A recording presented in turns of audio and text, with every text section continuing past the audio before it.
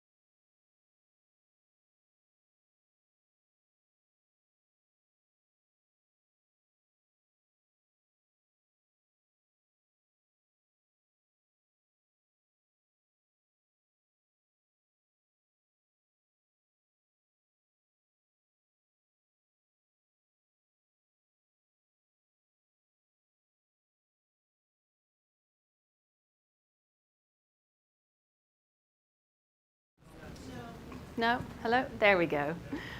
I am really looking forward to this session. We're going to dig into how to build financially viable models for responsible recruitment. We're going to hear directly from recruiters who are doing that, and we're going to learn their lessons. So we're going to dive straight in. If you think you have a post-lunch lull, spare a thought for our two virtual panelists for whom it is 2 in the morning. So with huge thanks and appreciation, I will introduce them in just a second. My name is Anna Pinar. I'm the Executive Director of the Responsible Labour Initiative, which is part of the wider Responsible Business Alliance. We provide practical tools for implementation of responsible recruitment, due diligence, and forced labor issues in supply chains.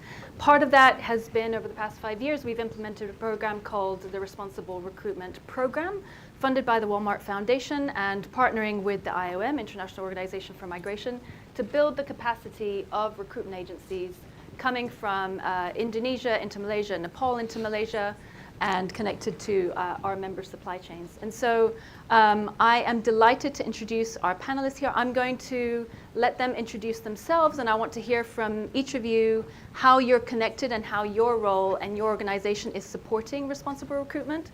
I believe we have Carmel and Pranay on the line. We do.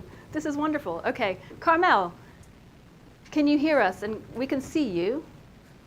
Would you like to introduce yourself and give us a sense of what your role is and how you're supporting responsible recruitment, please? Hopefully the video will start working. Could we get her voice, even if it's not video? Well, while we're working on that, let's hear from Pavel. Pavel, go ahead and introduce yourself and how you're connected to the world of responsible recruitment. Thank you, Anna. Thank you, everyone, for having me today with you. I'm Pavel Szalus from the International Organization for Migration, IOM. And IOM is an intergovernmental organization. It's the UN Migration Agency. We heard a lot today in a keynote speaker about the importance of the labor migration, how it affects the demographics, global economy, the labor market, and all the other things. We also understand this in IOM as well. That's why the labor migration is an important part of the IOM's work. And as such, we also know that fair and ethical recruitment is a critical part of the good governance of labor migration.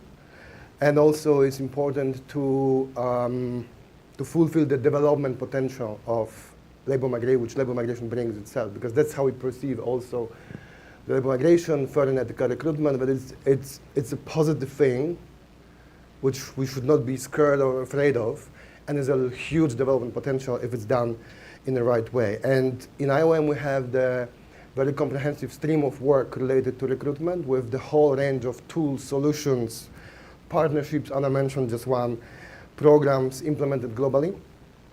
For us at IOM, it's obvious that labor migration is a good thing. We talked about it a couple of times today, just to reinstate it. And this is something not to be afraid of or be scared of, right? And it's happening anyways. You just need to embrace it.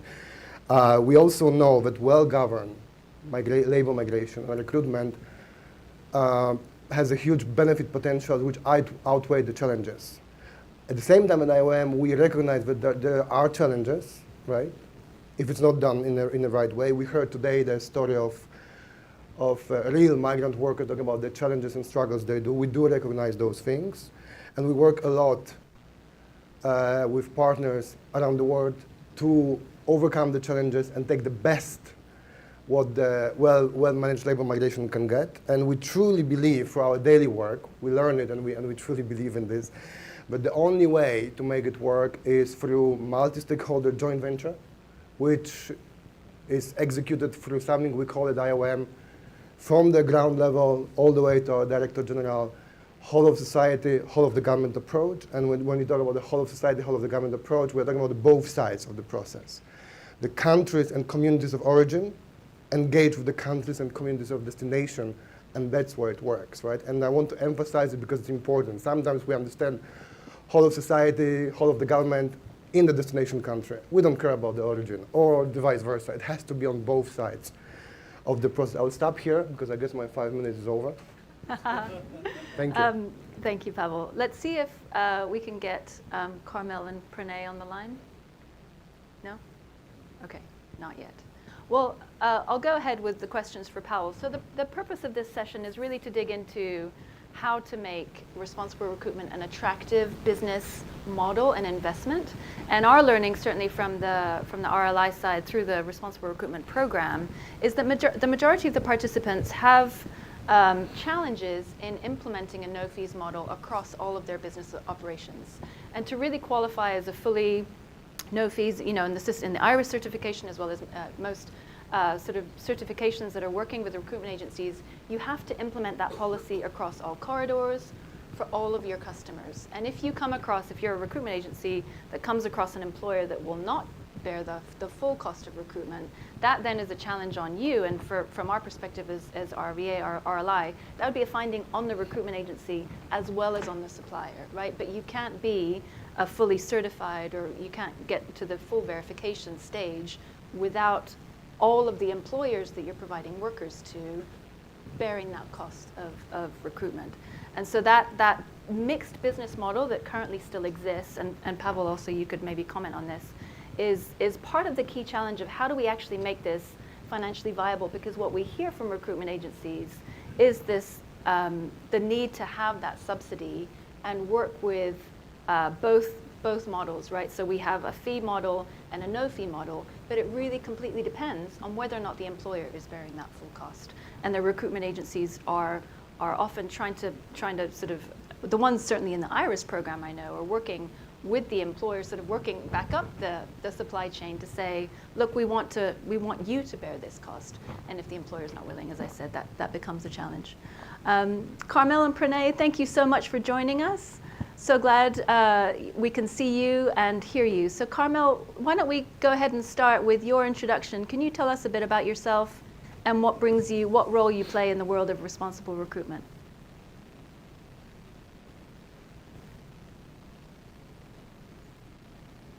Just give us a second because we can't hear you.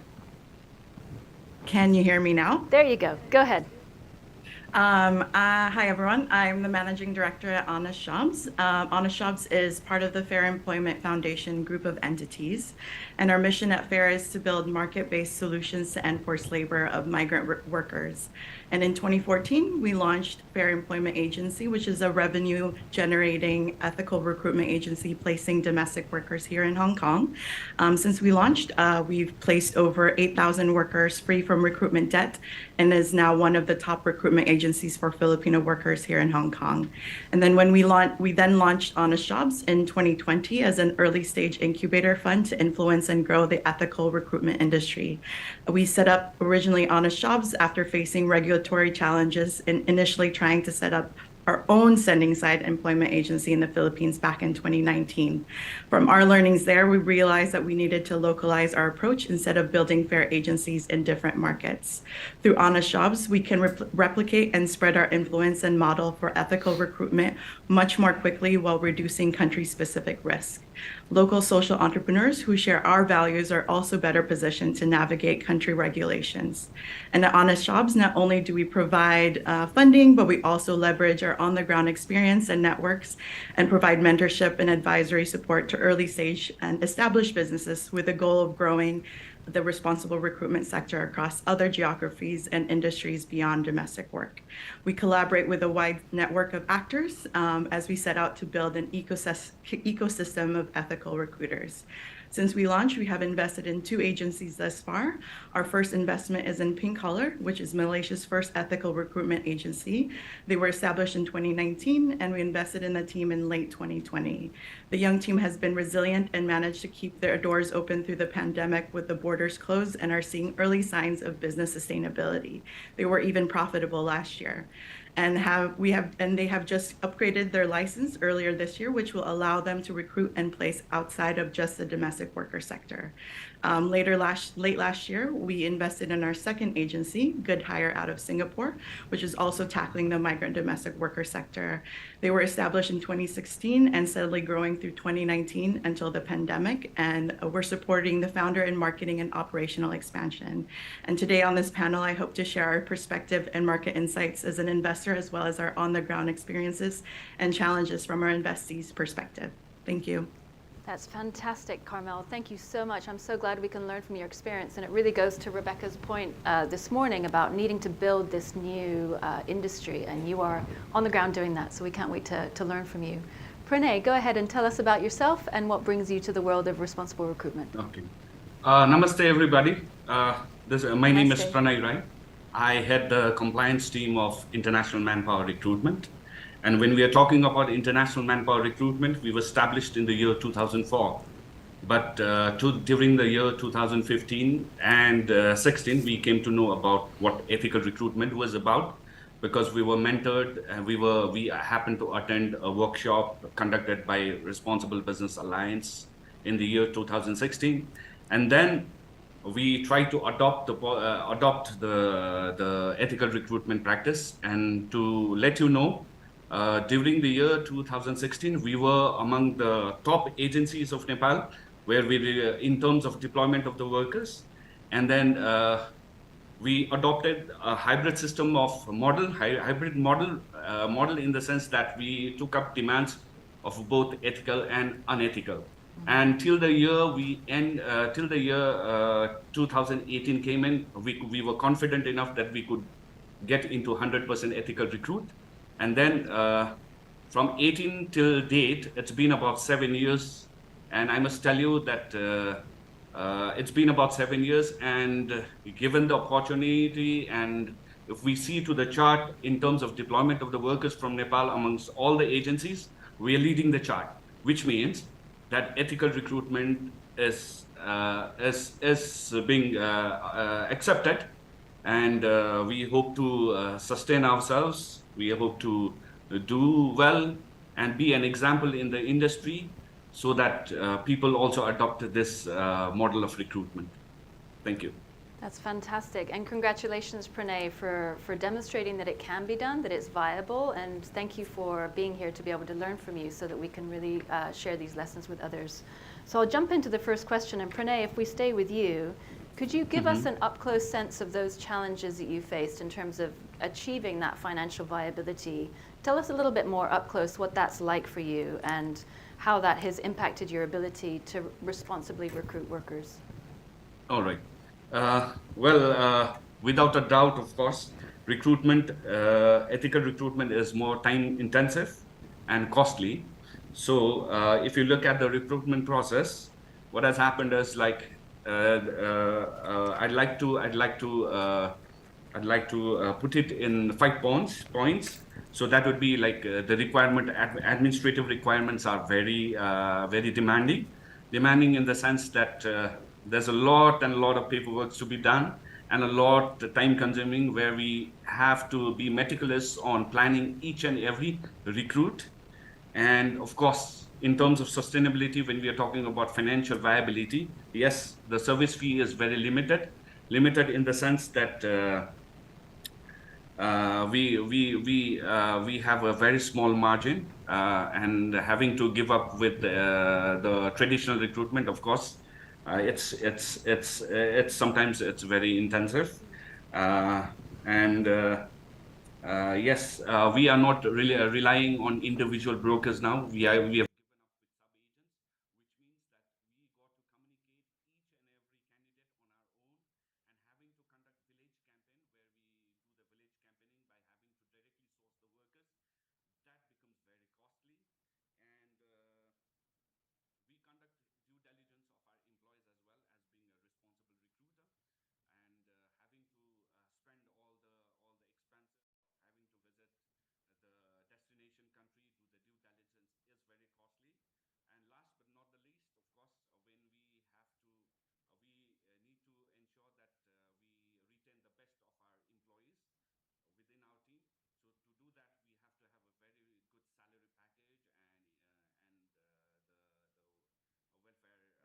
opportunities for our within our company as well. That's great. Can I just ask a follow-up question? Did you say that you conduct due diligence in the destination country on the employers themselves? Yes, we do conduct employer due diligence. We try and make it a point. We've got two ways of doing the employer due diligence. One is on-site visit, by having to visit the premises of the employers. And the second one is we do it on a remote level in the sense that we go to the social media pages, we surf the internet, and then we try and manage the risk. Wow, so you do sort of an open source scan of them. That's great. That's fantastic. Carmel, same question to you on the challenges of financial viability. You've obviously seen this up close, running an organization, running a recruitment agency yourself, but then also investing in new ones. Tell us about that. Yes, it's similar to Pranay. I mean, he's working in supply chain, and I think we're seeing similar challenges in the domestic worker sector that is in parallel. So firstly, there's definitely unfair competition in our space. There's unfair competition with the recruitment market currently that we're seeing in the 3 markets, competing with unethical agencies charging fees to domestic workers in order to cover the true cost of migrant labor recruitment. And as an ethical agency, it is hard to compete in that type of market, right? Margins are very thin and small, competition is unfair, and expectations are high, especially if employers are unwilling to pay extra for ethical recruitment. And secondly, as mentioned, there are thin margins, especially in the Hong Kong and Singaporean market. Thin margins makes running a business much more complicated, right? We have 2 of our agencies, the ones that we've invested in, are social enterprises.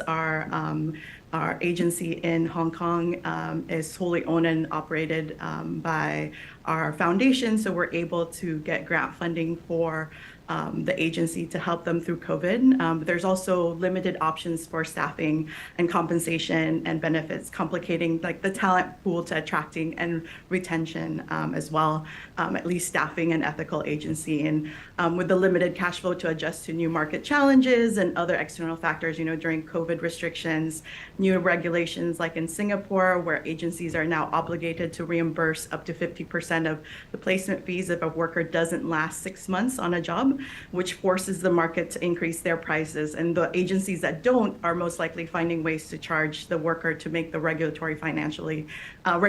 financially feasible. So we're seeing like employers that are still very price averse in these markets. And lastly, in our experience in Malaysia, the cost of recruitment is also a major challenge. There's the tangible recruitment costs and the intangible recruitment costs, which are, staff salaries, the labor. These are higher because of inefficient government procedures, manual applications, slow approvals, versus in Singapore, which everything is online, which also challenges the post-placement work required for competent hires. Okay. What we know is that, in particular, sorry, I'm hearing Yes, music. carry on. Yes, no, you're good. Do continue. What we know is that Pink Collar has a higher headcount than other traditional agencies because they do need additional labor to sustain things to do the ethical way, right? So all of that are challenges in all 3 markets. And can I ask you a follow-up question? Sure. As an investor, do you find, what's your sense, is it easier if there are, as we're building this new industry, to create new social enterprises? Is that easier than switching from the traditional model to the no-fees model? Could you repeat that? Sorry, Yes, the of music course. came on. I'm just curious, is it easier if you're doing this sort of initially as we begin that road toward building the new industry? Is it easier to invest in a new social enterprise, to set up an organization or a company that from the get-go is a no-fees model, versus switching the existing recruiters who are currently charging fees to a no-fees model? Which one, as an investor, is an easier approach? I think for us, at least from our experience, it it's only been with existing, early stage enterprises, if not a single proprietor that had not been charging recruitment fees to workers. For us, it was easier because then they understand our mission and values, and we support them through operational expansion and mentorship and advising. I think what will be difficult in transitioning of some group that is from an unethical agency to one that is ethical. I think those existing mechanisms that are in place that might be harder to undo. But Pranay was able to do it, so maybe he can share a bit more of how that was He's done. leading the But from way. an investor perspective, at least for us, we don't only put in money, right? We really spend the time and effort and a lot of our knowledge and know-how to support operationally based on our experience. So we provide that as well. That's brilliant. Thank you. So that capacity building, we'll come back to that maybe in terms of the accompaniment that's needed. But Pavel, tell us a little bit from your sense of the up close in terms of the challenges of financially viable in the IRIS program, what your experience is of that journey that recruitment agencies have to make to reach that and how it impacts their ability to ethically recruit workers. Sure, thank you, Anna. We already heard from the recruiter's experience, so maybe I'll try to put the perspective on the other side, the demand side, the employers, and then employee-based principle. So in our experience where we are working with employers and with the recruiters, we identify a couple of challenges for the financial viability of this. And I won't be saying anything new, and a lot of things will be already, you will hear from me what you already heard today even in the room. But this time we're talking in a financial context, right? So now we are talking money. That's why it's making it exciting a little bit more, right? So one thing is definitely the issue of fees and costs, interpretation, definition, and recognition, right? There's still challenge out there to comprehend which costs actually are the ones that should be absorbed, which are not. There's still a bit of a pick and choose on different files. There's still kind of gray zones which allow to interpret differently, and people saying, well, I do ethical recruitment, I follow employee-based principle.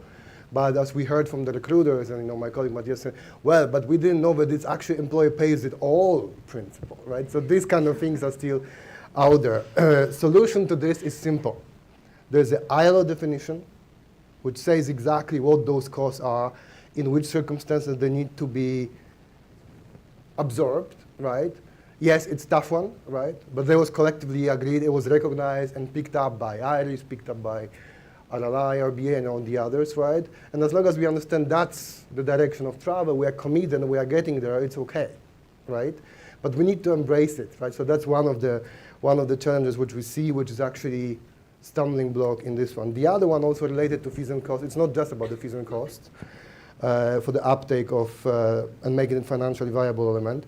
The other element is also on the employer side, who should actually pay those employee pays, who should actually pay those costs as per the employee pays principle. And there's still conversations about it. Is it the direct employer who is doing it, supplier in the context of global supply chains, or should there be also some engagement or participation by the brand behind or the vendor, anybody else higher up in that sense? So that's still there's a challenge, and depending whom you talk to, there's a different understanding related to it. So, but it's really important to crack that nut. Who is participating in absorbing the employee-based principle, those costs, to make sure that this is economically viable model for the employers. And I'll give you one very quick example. I promise not to digress too much, No, you're Anna. fine. Is we've been having a lot of conversations in one of the countries, I won't mention the name of the country, when there's a big movement going on, and then everybody wants to do it, but one part is saying, it should be done on the direct employers. Employers saying, well, we would like to do it, but our margins are relatively thin, so we need a bit of a help from above. Well, we can't help you, but you have to still do it, right? So it's a bit more complicated, in that sense, right? But there are also other solutions related to it, right? And help doesn't necessarily always mean putting the money financially. There are different ways, just being smart about it, right? So some considerations related to cracking the nut of the employee-based principle to make it economically viable, from our experience, is it is important to understand, and we spoke about this with Andy during the lunch break, where you recruit the workers from and how do you recruit the workers, right? Because that actually can influence the cost of migration and as well cost of the recruitment, right?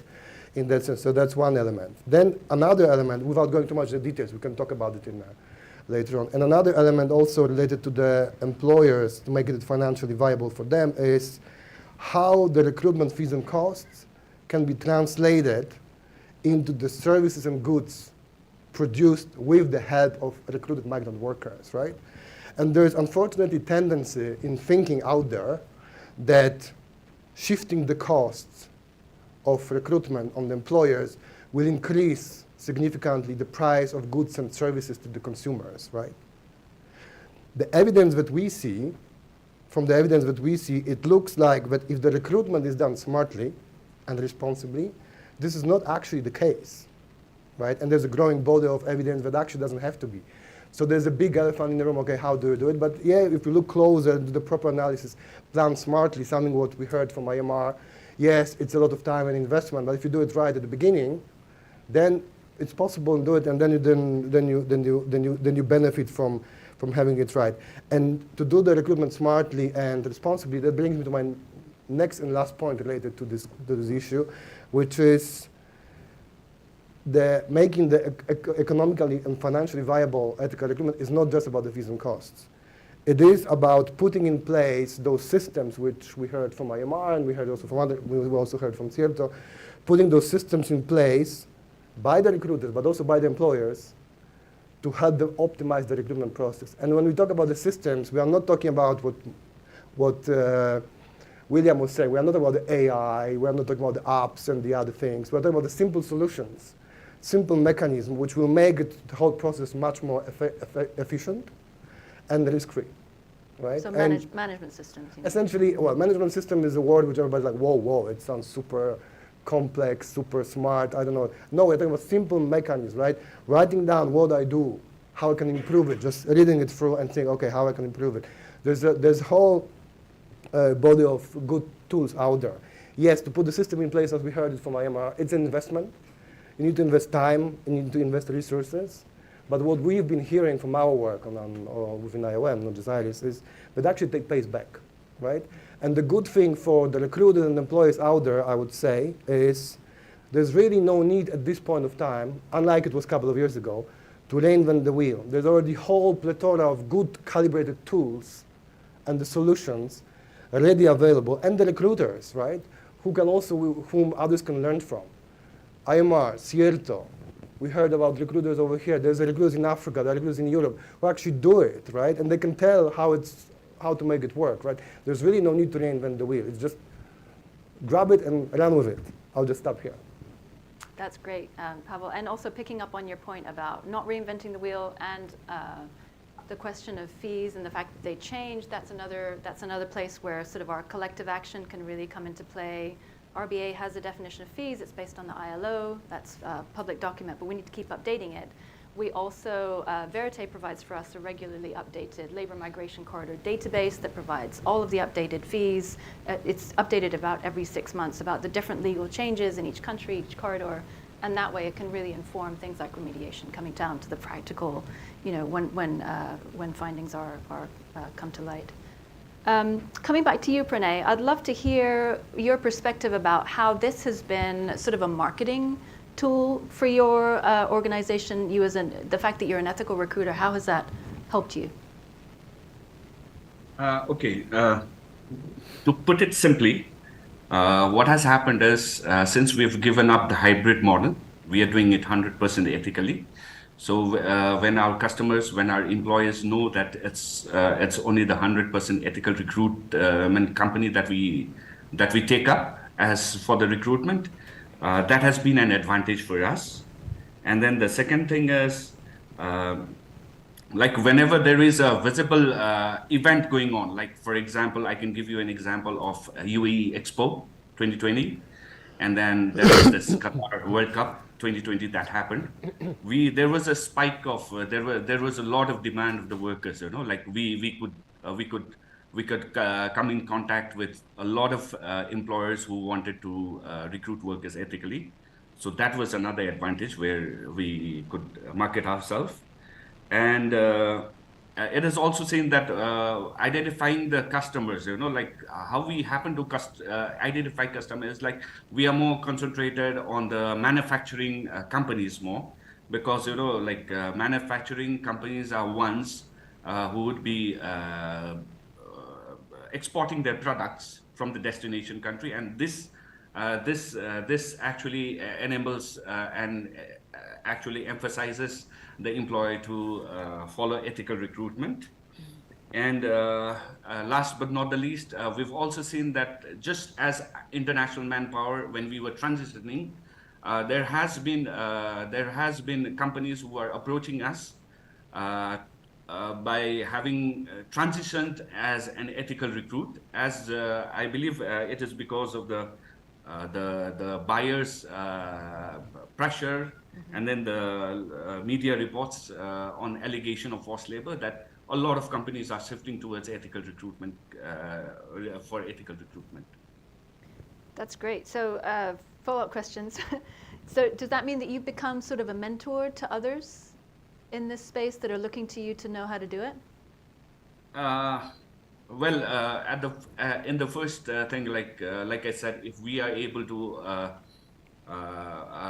lead the chart in terms of deployment, all of the other agencies would certainly want to follow us, and then inspire them to take up this model of ethical recruitment. That's great. Can I ask one more follow-up question? The challenge that we often find, certainly that I hear from RBA members, is the need to recruit large numbers of workers, and suppliers often having significant times of pressure in manufacturing, needing to produce a product on a short time scale. How does that impact you? Because you're still trying to do it ethically, but are you able to reach that level of scale? Yes, I must tell you that we've come across employers who has been very generous enough to have only appointed us in some parts where even the recruitment orders are high. And we make it a point, and like I said, we've got a team at International Manpower where we've nurtured, we have cultured, we have spent so much in our team effort, team building effort, that we are able to take up a large number of recruits as well. Mm-hmm. So it's all hands on deck in that situation. You just get it done. Great. Carmel, over to you. I'm interested to hear from you. We've been talking a lot today about the role of, everyone is needed. Everyone plays a different role in this, to achieve this goal. I'd love to hear from you what you think is needed. From your perspective, what do you need governments to do? What do you need suppliers to do? Investors? What's your call to action? Sure. Thanks for that question, Anna. I think first, in terms of governments, there's a question around adherence and compliance to international standards, right? You have different both country risks and regulations. And in the case of Hong Kong, there's the market is it's one of the best places for migrant workers to work in. There's high salaries for workers, and most importantly, develop regulatory frameworks, including minimum wage, mandatory rest day, sick leave, maternity leave, etc. There's just issues around law enforcement, and particularly in relation to worker placement fees.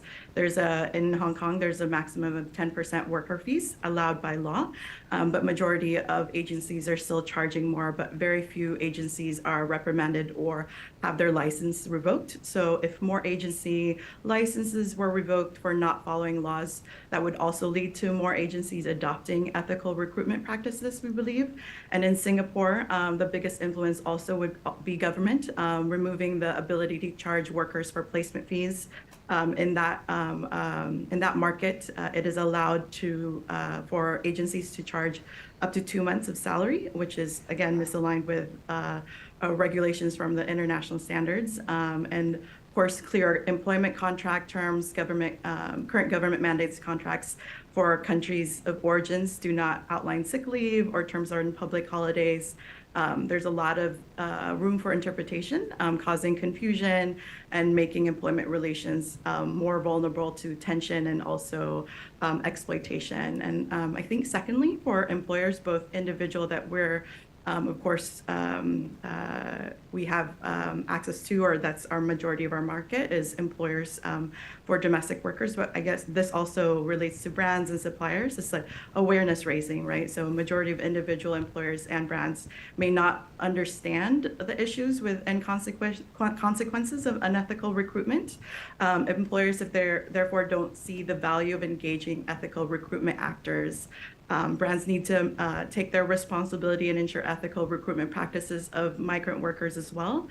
This requires brands to look for and support and help grow ethical recruitment through constructive partnerships, I believe. Our challenge is currently at the Honest Jobs level is finding more mission-aligned partners that we can work with to accelerate impact and be able to build a constellation of ethical recruitment enterprises to ultimately transform our industry. And lastly, investors and funders, right? This is the space we occupy, but also ethical actors don't make the same level of profit as their unethical counterparts.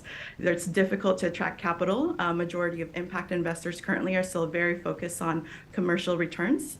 Reaching scale is particularly challenging for ethical recruiters, and it's still a nascent industry, and we need support from funders and impact investors to help it grow. I honestly do believe forced labor is a solvable world problem, one that we can solve in our lifetime, and we need to not only identify the bad actors and practices in our industry and be reactionary, but we also need to proactively fund and support the growth of ethical recruitment actors as a preventative measure as well. And so investment and funding the growth and sustainability of ethical recruitment while the market moves towards making responsible recruitment an industry norm is really vital in making this happen. That's brilliant. Thank you, Carmel. That's very well put. Pavel, over to you in terms of what your call to action is to governments, to employers, to all these different actors to achieve our goal. Thank you. Maybe I'll start again based on our learnings and trying to make it work. Maybe I'll start with brands. We have a lot of brands or brand representative corporate people here.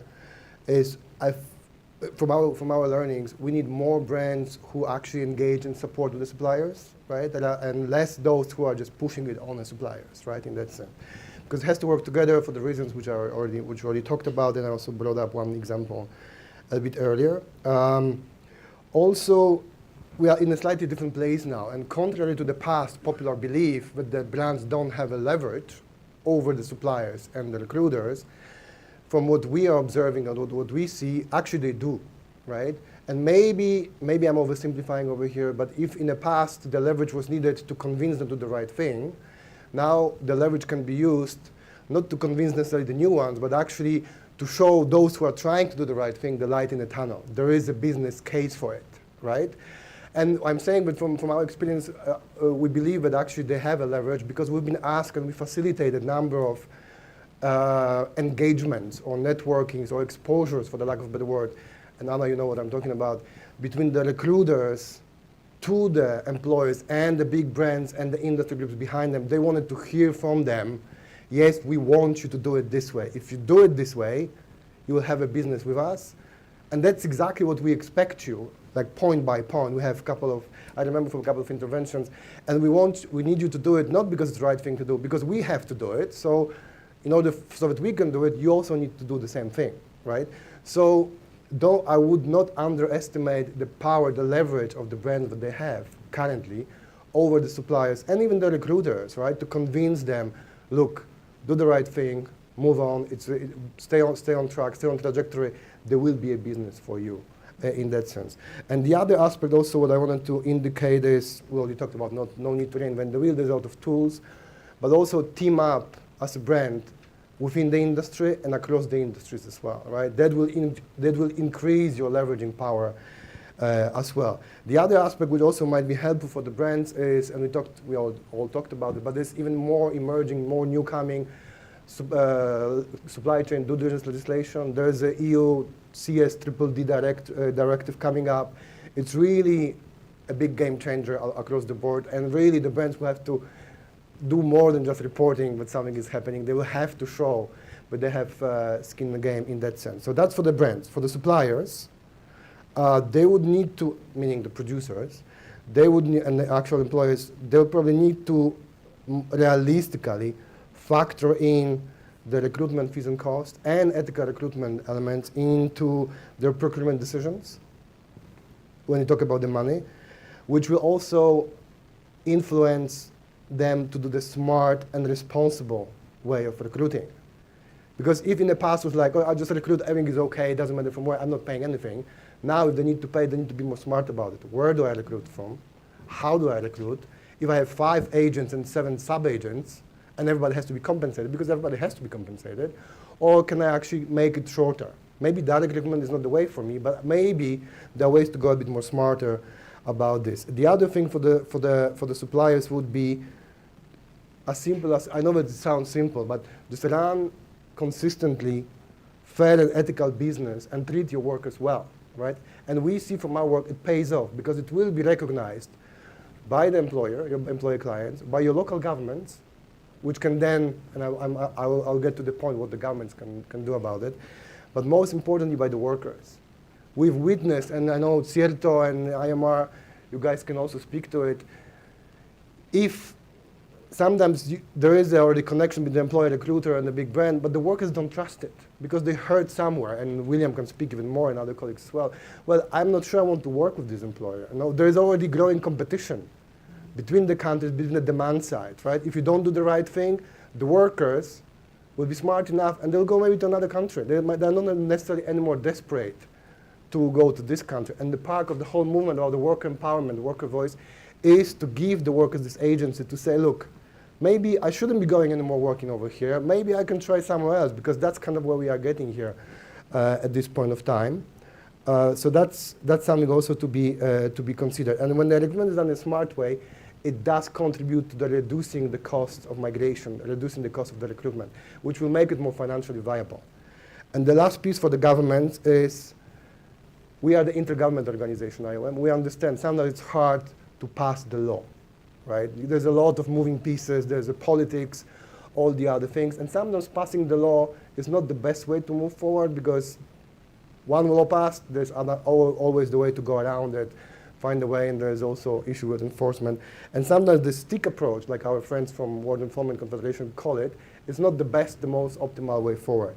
What we found more effective on the government side is incentivizing good practice, right? Maybe not across the board, but identify the good actors. Maybe not even, they don't have to do it. Just create the incentives for the good practice to encourage good practice and to sustain it in the long run for the recruiters and for the employers. We at IOM, we have the whole menu of different things what it could be. We understand not always all the tools work, but it can do. And the good thing about this in the financial terms is if you incentivize good practice, you get the recognition, people are more encouraged to do the right thing, right? And also you reduce actually the cost of migration. Then more people want to join the club because you prove the concept in that sense as well. Sometimes bilateral agreements can help, but it's not always easy and the best solution, because sometimes it takes a lot of time to come up with bilateral agreement which describes the cost, transparency, no more than this. But then if there's no market demand for it, for this agreement to be implemented, then it's not implemented. A lot of time was spent, right? But incentivizing good practice is probably something which does the trick and actually gets the interest from the recruiters and the employers, because there's only so much how far they can go on the enthusiasm on doing the right thing. If they see the tangible benefits that they can grasp from doing the right thing, they'll continue doing it, and more will come along. It doesn't have to be financial. It can be reduced processing time, right? Or Anna, what you were saying, I need 5,000 workers in a short span of time, right? How do we accommodate for this? It doesn't have to be for free, right? What other things can be done? Stop here. Great, thanks, Pavel. We have 11 minutes for questions. I believe I've beaten Wow, the 11 minutes. record That's so wonderful. far. I'm very excited about this panel, but I resisted sending in questions myself. I have tons. But these are all your questions, which I've roughly clustered around the theme of cost. We have a lot of queries on the issue of cost sharing.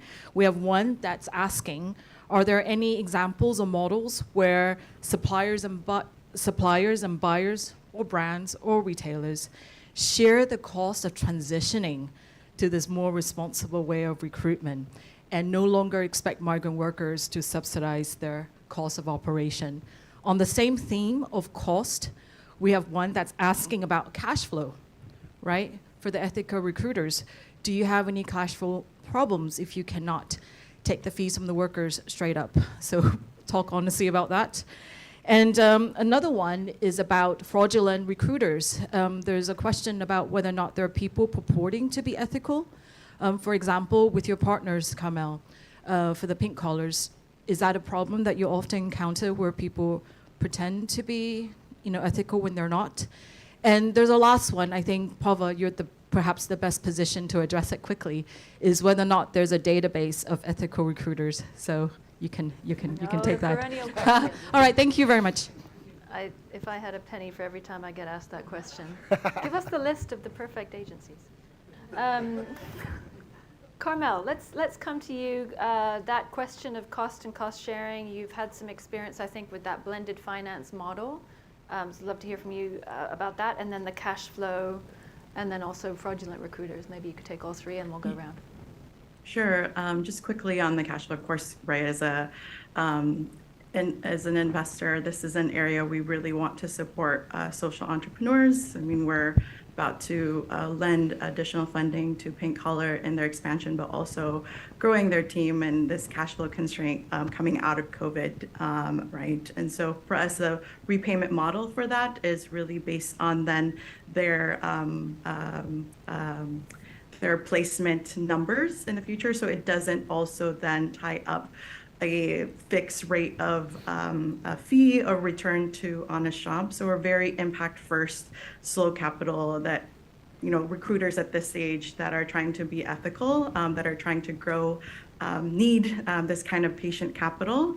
And the question around ethical or recruiters pretending to be ethical, our model really in terms of our investment criterias and our due diligence process is working with, of course, our pro bono lawyers to vet out our network and agencies.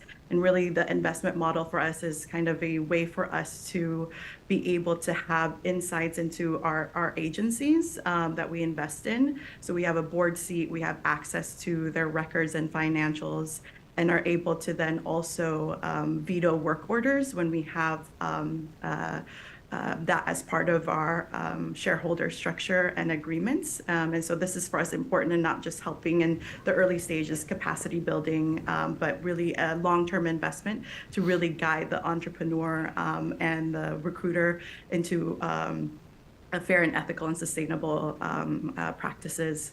And again, we also follow IRIS standards. None of our agencies currently are IRIS certified, but our Hong Kong agency here, Fair Employment Agency, has been part of the capacity building and also the mock audit. And so some of those learnings and also tools we've implemented across our investees until such time they're large enough and have operational support to really be IRIS certified. So we are looking forward to having that as part of the model as well. Fantastic, Carmel, thank you. Pranay, over to you. And those questions, just as a reminder, were about the cost sharing between suppliers and brands. Have you seen any models there, cash flow and fraudulent recruiters? Yes. Okay. When we are talking about cash flow, yes, we've come across a lot of employers who are still traditional at mind, who would try and delay the payments. But of course, we would appeal all the employers to pay us in advance. That would be very nice because we are running on a very, very small profit. So our service fee is very small. So in that context, also you could understand. And of course, I would also urge the buyers and then the investors to actually put extra emphasis on the ethical recruitment, in the sense that especially their franchise, their subsidiaries in the supply chains, especially in the countries where they hire a lot of migrant workers. And as for the fraudulent ethical recruiters, as for the fraudulent recruitment agencies is concerned, I would like to put it in a very simple manner. Simple manner in the sense that if an employer should be willing to pay all the recruitment costs and let the agency know that he has got a lot of orders coming in from behind on the later stage. Definitely, be it any agency, they would try their best to not take fees from the workers, as because all of the agencies across the world would like to have a sustainable business. So I believe it is not just always the agencies that create an issue. Of course, it has to be from the top level as well. Thank you for that reminder, Pranay. That's a very important point. Pavel, over to you on the question of, is there a database of ethical recruiters? Yeah, Where is it? So let's put it simply. Yes, there is a list. There's more than one list. Is it public? No. Right? From the publicly available information, you have a list of certified recruiters, not just two IRIS. I just learned greatly, but we have 2 recruiters certified. Can I say it, Andy? 2 recruiters certified in Myanmar to on the level. There are also 2 recruiters certified in the US, I believe, or to Clearview.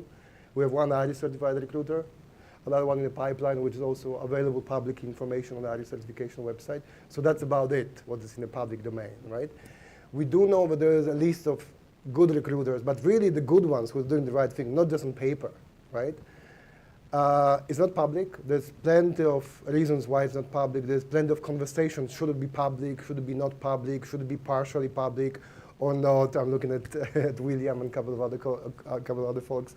We've been having a lot of, it's an ongoing conversation now that we are not there yet. But I would also flip the question, because that's how we perceive it.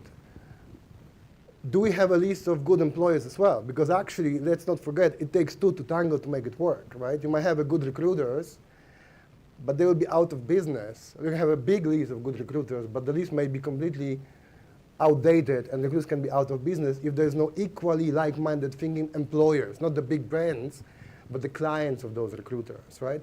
And in that perspective, for us, what's important is the goal is not to have recruiters certified, right?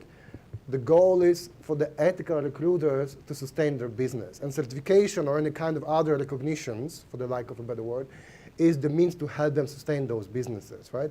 And for them to sustain those businesses, they need to have the employers on the same page. We just spoke about this again with Andy over lunch. You need to have those employers, and they need to be there for good and also committed, because you might very easily have a situation where they have certified recruiter. If 2 years down the line, the project is over, the employees moved on somewhere else, they're out of business. And they actually have more to lose than to gain, right? So it's a longer version. The quick version is, yes, there are lists, there's even more than one list. It's not, is it public? No, it's not. But let's also think about the really, for real, a good list of the employees as well. And then we can start connecting them both together. And if it works, then we can publicly showcase the good work done. And yeah, thank you for bringing us back to that question of demand. I'll say for the Responsible Recruitment Program, there is a list. There's a list of what we call participating recruitment agencies, and that's public on the Responsible Business Alliance website.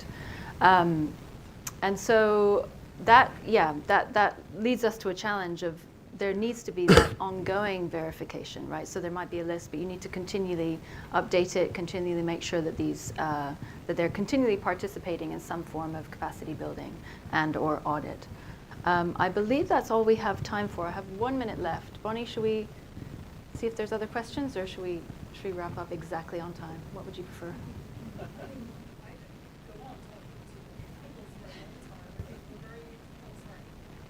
Do you want to bring one of your questions, Bonnie, then? One of my questions. Wow.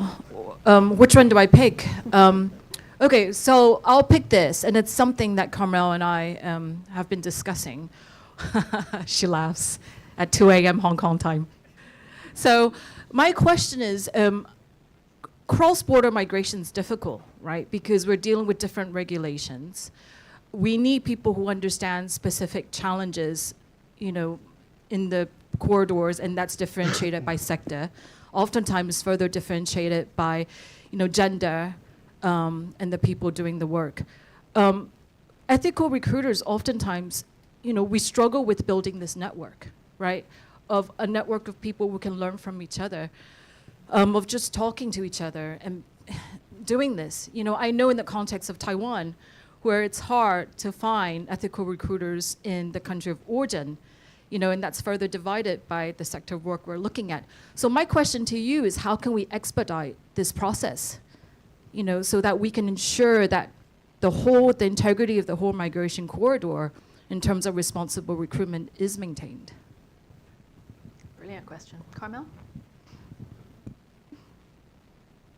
I don't know if that's a question for me, but yes. Hi, Bonnie. Nice to hear your voice. I think what's been great about Honest Jobs is, recruiters have been coming out of the woodworks and kind of creating this network of ethical recruiters to really learn from each other. And our investee out of Singapore was really more interested, yes, of course, the monetary support and guidance, but he wanted to have a team to talk to and share insights and challenges, because you're working with people crossing borders and you deal with a lot of daily interactions with both workers and employers that are abrasive, sad, and all of these things that you need mentorship and guidance, and also other people's in the market that understand, and you're not alone in the journey as an ethical recruiter. And I think this is important in terms of, creating spaces like this, inviting folks like myself, Pranay, and maybe in the future other recruiters to share their experiences. And I mean, Joe's in the audience at CRTO, so like we found each other also, and we talk collectively. And I think expanding that ecosystem, you need more funding, more support, all these things that we've talked about on this call. And I think we're looking for each other to share these insight challenges, and how do we create opportunities to move past some of these challenges, because we've learned from other markets. What we're learning as an ecosystem, and as we're building that ecosystem, and I'm learning from Singapore, Malaysia, we're able to actually disrupt and transform our sector, because we're not starting from scratch, but we're learning as we go. And there's other people to learn from. And I've learned from Pranay and other folks.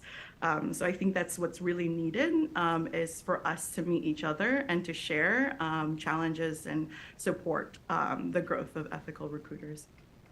That's fantastic. Carmel, we'll let you have that last word. Really, really appreciate you. Thank you, Pranay, as well, for being up so incredibly late at night or early in the morning. Thank you for sharing your experiences and allowing us to learn from you. Thank you so much. Thank you, Pavel, too. Thank you. Thank you. We're going to sit on the end.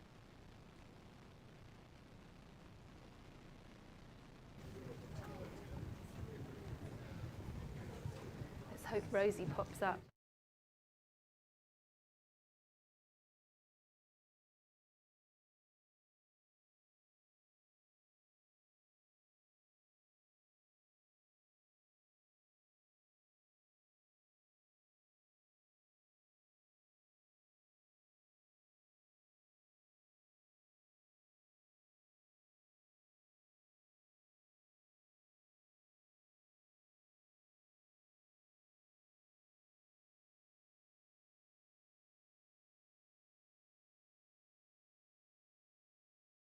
A brief interview session, slightly different format. There's only 2 panellists. For those of you joining online, my name's Louise Herring. I'm Executive Director of AIM Progress, a collaborative network of fast-moving consumer goods brands and their suppliers working together on human rights.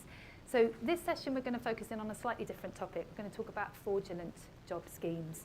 And just to set the scene in terms of what we're going to be talking through, very specifically, we're talking about false offers of employment. So workers who are paying money for false or non-existent jobs. And those kind of schemes globally funnel millions of dollars a year into the pockets of fraudulent recruiters.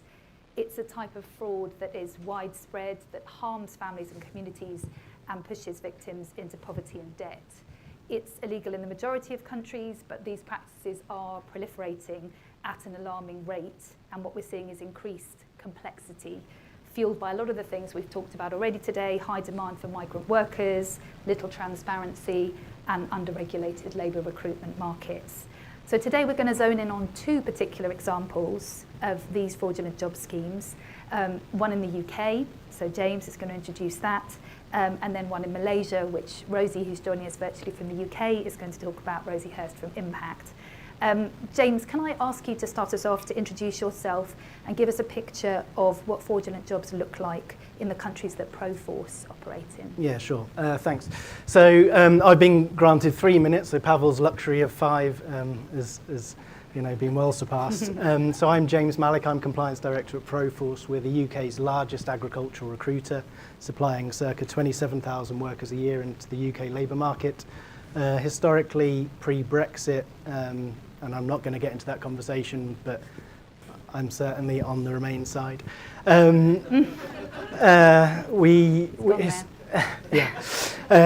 Historically, we have recruited those workers from the UK or from Europe where freedom of movement existed. And more recently, we've then had to go further afield, and Proforce are one of 6 approved licence holders in the UK that can sponsor seasonal workers. Our recruitment is done by ourselves in the vast majority of cases, and as a result of the Ukraine invasion, where the majority of our recruitment was happening for the seasonal worker scheme, we've had to move slightly further afield to mainly Central Asia, which will be about 85% of our seasonal workers this year. So I think in terms of just defining what we see, there's probably 3, if I'm going to simplify it, 3 key aspects. One is that genuine fraudulent activity, either by passing off, so taking branding of a genuine recruiter, saying there is a job available, asking for a payment online. The job does not exist. The worker doesn't know this, and we find out about it when the worker contacts us sometime later and says, "Where's my job?" And this is the first we've heard of it.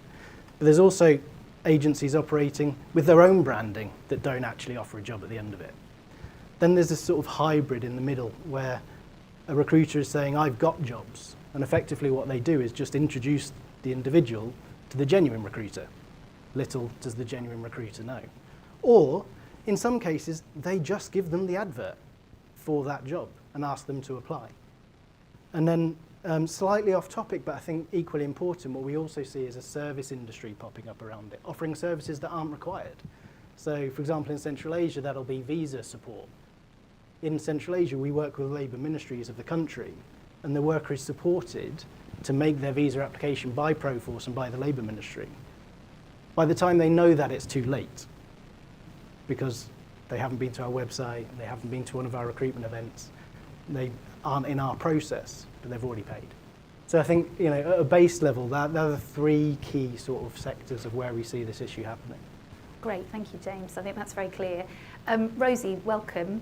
Rosie is in unseasonably warm London. It's not something that we're used to. So it's probably about 10 o'clock at night and 28 degrees. Rosie, welcome. Would you like to introduce yourself to the room and give us the same perspective that James has of what have you seen, what has Impact seen of what this looks like in Malaysia? Okay, so hello everyone. I'm Rosie Hurst, founder of Impact, and we do a lot of work on migrant worker issues with a specific focus on remedy. And I just wanted to share a quick insight into other aspects of criminality, bribery and corruption, which are often rather shadowy, and we often actually can't see what's going on. We have these suspicions of kickbacks, bribery and corruption. There's a case that we were working on in Malaysia recently where we were able to get information from a lot of WhatsApps in order to understand who was paying what for whom, who's paying whom for what along the labour supply chain, and it was very instructive. So what we found, for example, was that the employer in this case was paying $550 per worker to be recruited from Nepal. The Malaysian agent simply pocketed all of that money and charged a Nepali agent $780 per worker, so that you can see how much per worker the Malaysian agent is making. But and to say more than that, the workers each pay between $3,000 and $4,000. So you can kind of understand a little bit how this starts to work. But then you factor in all the kickbacks. So how is this money being passed along, and what is it being spent on? So these trails of WhatsApp messages showed improper relations with police, improper relations with the Labour ministries, very cosy relationships, lunches and things like that with decision makers, but also the use of prostitutes, a lot of detail about the use of prostitutes, as well as 5-star trips for employers and a lot of other stuff as well. So that starts to unpack what is really going on when we look particularly at Part C of the ILO definition of fees and charges. Now, our suspicion is it's very unusual to have this level of information, but our suspicion is the majority of, shall we say, virgin labour supply chains this is how they work. So the kind of practice that was being described, the emerging best practice that we had described in the last session, is a kind of drop in this much more sinister ocean. I feel that often many of the technical guides don't linger sufficiently on the issue of corruption, kickbacks and criminality. And I think it's time that we all understood a lot more about where those opportunities of corruption are, and how we can improve due diligence to root it out. That was my little intro, Louise. Thank you, Rosie. That's super. Can I ask you to kind of continue on that theme? I mean, you've started to talk about root causes. You've started to talk about the criminality and where that's coming from. As much as you can in that Malaysia case, you know, what do we know, do we not know about the root causes of that case, and how far was there able to be kind of transparency of where this criminality was starting from? Well, we were very lucky in that we had a very supportive supply chain, a very supportive employer in this case, from very supportive retailers and brands also, who genuinely wanted to try and find out about this rather than rushing to punishment. And I think that's very important because, you know, as we know in this field, understanding the diagnostic, really understanding this stuff helps you to tackle the root causes. I think there are several interesting points here. Often there's a lot of blame put on the source country, because it's said it's the source country where all the illegality is. It's the source country where there isn't good governance. But what we're seeing here is a large amount of... Oh, hang on one sec, Rosie. We've lost your sound. I don't know if you can hear me. Possibly not. Okay. James, could you seamlessly slot into that question?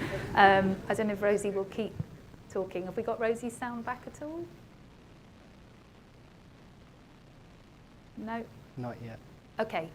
Rosie, if you get sound back, please just come back in. You can interrupt James as if you were in the same room as him. Yeah. James, can you talk about the kind of UK cases that you've seen in the same way that Rosie was explaining? You know, what do we know about where that criminality comes from? What do we not know? Yeah. How does that work for the UK? I think we've touched on the root causes probably a couple of times today. Certainly Rebecca identified it in her keynote speech at the start, and I think it's not new.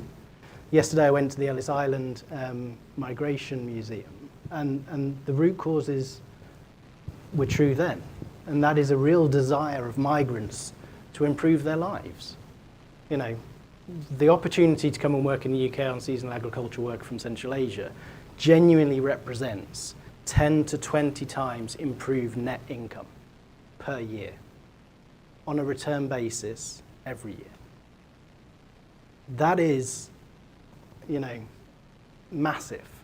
It genuinely is huge. And that's one of the root causes. You know, that is shiny gold, I think was the phrase that was used earlier, in the workers' eyes. You know, that is that desire to go and improve their own standing at home, the standing and lives of their children. You know, and I think that is fundamentally creating that opportunity. And unfortunately what happens, and what we see quite often in the fraudulent adverts, is not only does the job not exist, it's being presented as one of the best jobs. It is the shiny gold, it's the best, it's the highest income. And it's not just, you know, maybe the recruiter's advert that's being passed off. Sometimes we're actually seeing now the end employer is being passed off on that fraudulent advert. And you know, with the advent of social media, workers are more connected than they've ever been. So workers also understand where the best job is. And when that job pops up as an advert, you know, that's where the root cause comes from. Rosie, have we got you back if I'm... Can we try you again, Rosie? Still nothing? No. Still no sound. So yeah, Okay. so in terms of we can move on, James. We'll come back to the criminality with, and Rosie. if I've got a few more moments, then you know, I'd just like to unpack that a little bit more. So there is a real desire, and that's creating the opportunity.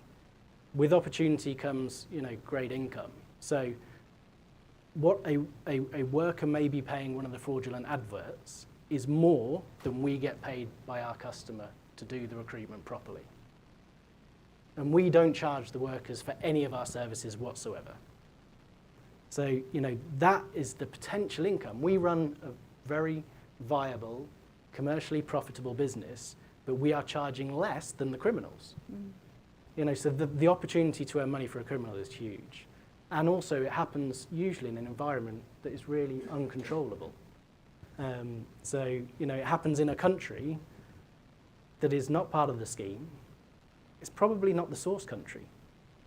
You know, we you know, have heard of you know, some of the progressions around AI, and the opportunity for that to expand and explode is really quite concerning.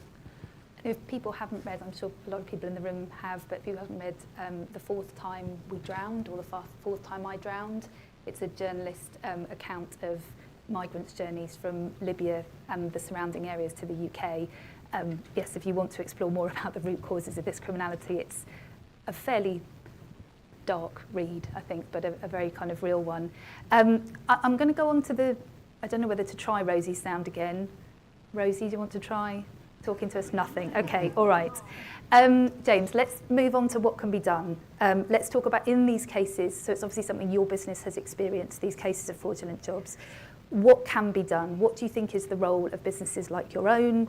What is the role of the sending and receiving governments? What's the role of other stakeholders? Because, I mean, I can see, and I know I've worked with businesses in the UK that have been subject to this same fraud. It's hard to know what role business has in this. To some extent, it's not your responsibility, but on the other hand, obviously it's impacting upon workers, and you want to do something from a moral perspective. So, yeah, what are the things that you think business and other stakeholders should be doing? Sorry, is it Mark? Yeah, in your session earlier, you referenced sort of worker knowledge, and I think that's really important. You know, these things are very, very difficult, probably impossible to fix from a recruiter's point of view or from an end user's point of view, because it's criminal activity. So what you have to rely on is worker knowledge to make informed decisions. And if a worker can make an informed decision, they're less likely to decide to make a payment online for a job that doesn't exist, because they know that they don't need to pay for a job because the recruiter, who's the genuine one, isn't charging them. So as businesses, you know, I think what we have to do is invest in educating workers. And that's then quite a difficult commercial discussion, I can assure you, because we have to kind of approach that from a point of view of educating everybody, even if they might not apply. If you take Central Asia, for example, you know, in the 3 countries that we source from predominantly, total population is probably about 60 million. We might recruit 6,000 workers from there this year. So how do you fund a worker project around education or around increasing knowledge when you're talking to a lot of people? And so therefore, you know, you have to do a number of things. So, you know, we work with the labour ministries in those countries, and they have a real responsibility to also take proactive action to educate workers. And that's being done through some collaboration we've had with the IOM, where we've written pre-departure training, which is now being rolled out by the Labour Ministry. So workers are getting genuine, proper, clear, concise information about the seasonal worker scheme. I think it goes slightly further than that in terms of what else can be done, because again, it's a bit too late if it's done by the migration centre, because the worker's already in the process. So you have to go one step further. For example, if you went to our website, it would tell you don't pay any work-finding fees. If you came to one of our recruitment sessions, it would tell you don't pay work-finding fees. if you go to our social media pages, it says don't pay work finding fees. Workers are paying work finding fees because all those things come too late. So what we're trying to do now is create some open source information that's just more widely available. One of those things is the Just Good Work app, which we've been investing in and funding from a sort of recruiter's point of view now since 2021 when we first translated it to Ukrainian, because that was one of our key source countries. And then over the last couple of years, retailers and users of the seasonal worker scheme in the UK. Well, now I hope you get it back in time for you. And operators. Are we back? And Hello. Hello, we can hear you, Rosie. Oh, good. We were chatting in the green room because we can hear what you're doing. We were worried about whether we're back on for the next session, but it sounds to be on. Sorry, James, you carry on. No problem. Yeah. So if I can just make a couple more points, and then Rosie, all the time is yours. So we've invested in Just Good Work app. Retailers, operators, recruiters have come together to fund that. It now has a specific seasonal worker section, and it's open source, it's free. So what we're now trying to do is publicize that so that workers go there before they come to us. So they can get factual information on there, they can check, is this a genuine recruiter?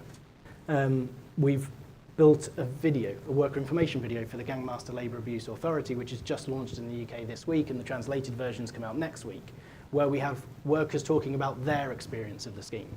The fact that they didn't have to pay work finding fees to come into the scheme, that when they're on farm, what their accommodation is like, what the work is like. Working in agriculture, and I know because I've done it, is tough. In the UK, the weather is wet a lot of the time, and sometimes it's really hot, and then it's wet again a lot of the time. I felt quite at home here last night. And so it's about kind of getting one step ahead, one step earlier in the process. And that GLAA video hopefully is going to form part of that. Thanks, James. And can I just, a quick follow-up question, and then I'll come to you, Rosie, because we don't want to lose you again. But Rosie said in her introduction about bribery and corruption, and that takes us into a different realm. Have you found that in relation to the fraudulent jobs that your business have identified that the government in the UK have engaged in that problem and been supportive of it? If you can diplomatically answer that one, or we might just take your... So I think probably in the UK, the environment with the seasonal worker scheme is quite different. We're approved as a sponsor, and our welfare responsibilities are there throughout the course of the programme. So when a worker is on farm, if the farm does something wrong, we are responsible. Even though they're not working on our farm, we're just the recruiter. But legally, we're responsible for their welfare. And I think we've seen much of this has fallen to the operators.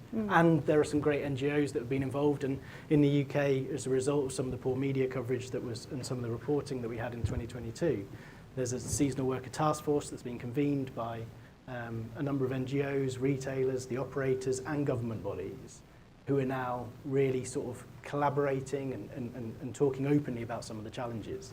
And I think that's a good starting point. Yeah, great. If that diplomatically answers your question. That's very diplomatic. Well done, you. Rosie, let's go to you then on the question that I addressed to James in terms of what can be done about these fraudulent job schemes. So we were talking about the different actors. Hopefully you could hear us of, the labour providers. James gave the perspective of what they've done to try and tackle the risks.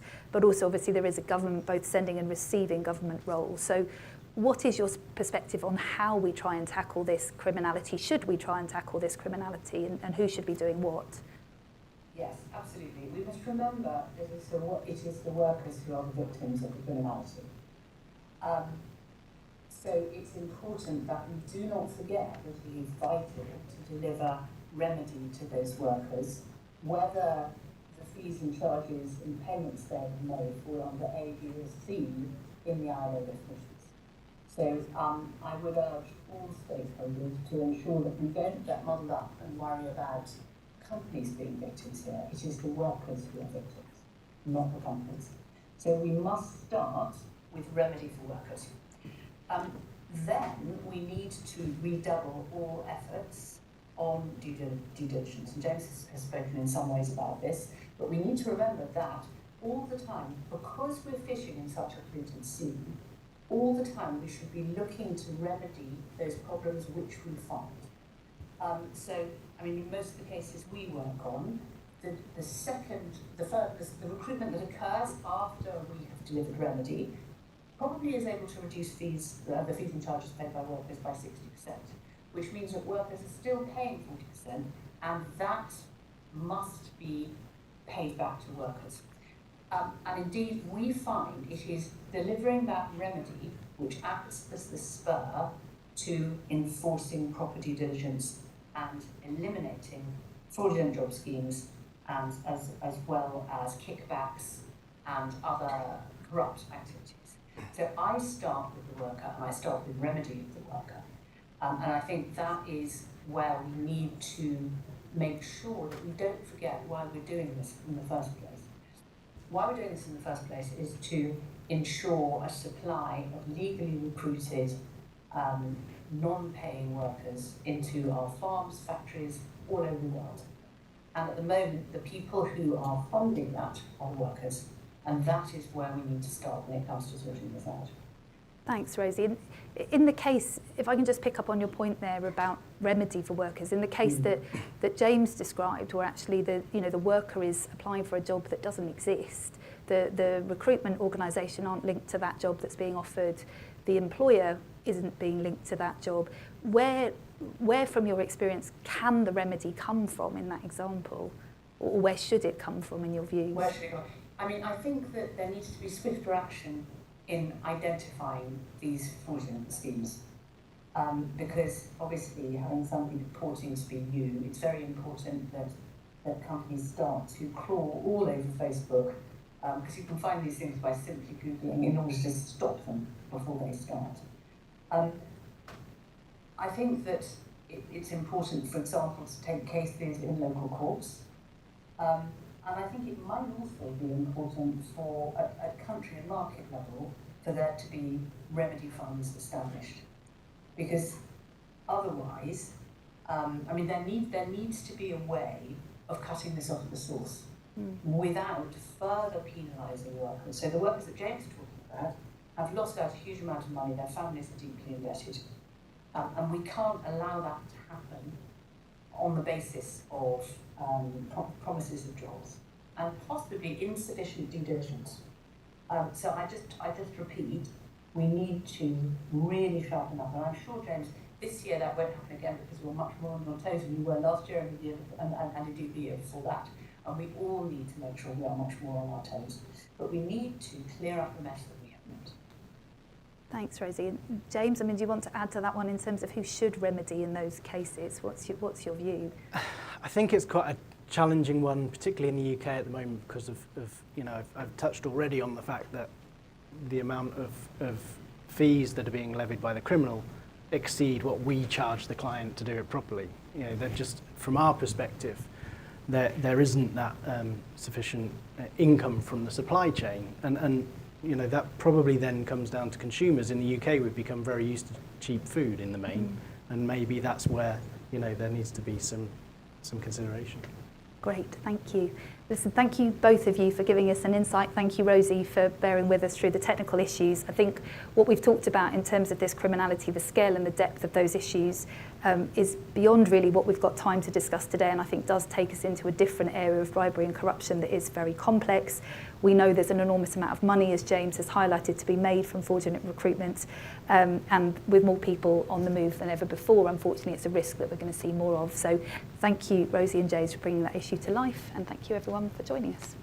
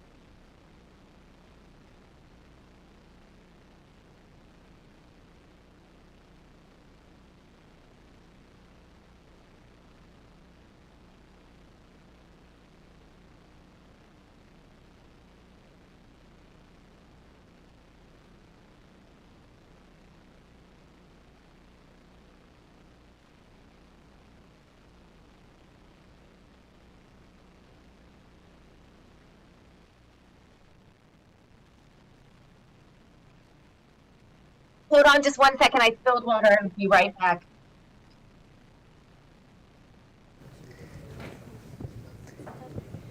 Oh.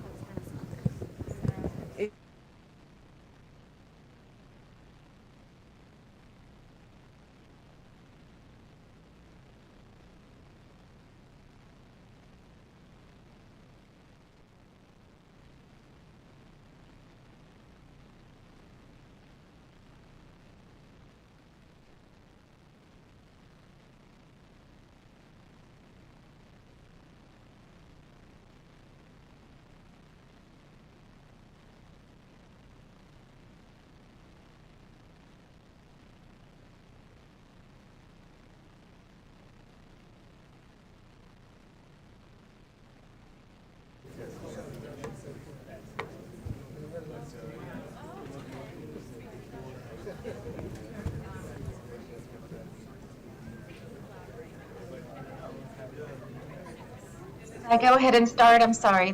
I'm a little unclear. Okay.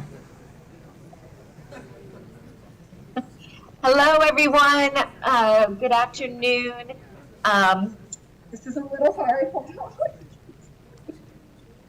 Oh no. Since I can't see you, let's go ahead and get started. I'm so sorry that I am not there with you in person.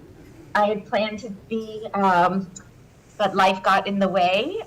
So anyway, I wish I could see you all, but thank you so much for having me. Good afternoon and good morning to Rashid. I know it's early there, Rashid in Malaysia. My name is Neha Mishra, and I am the global lead for migration and human trafficking at the Solidarity Center.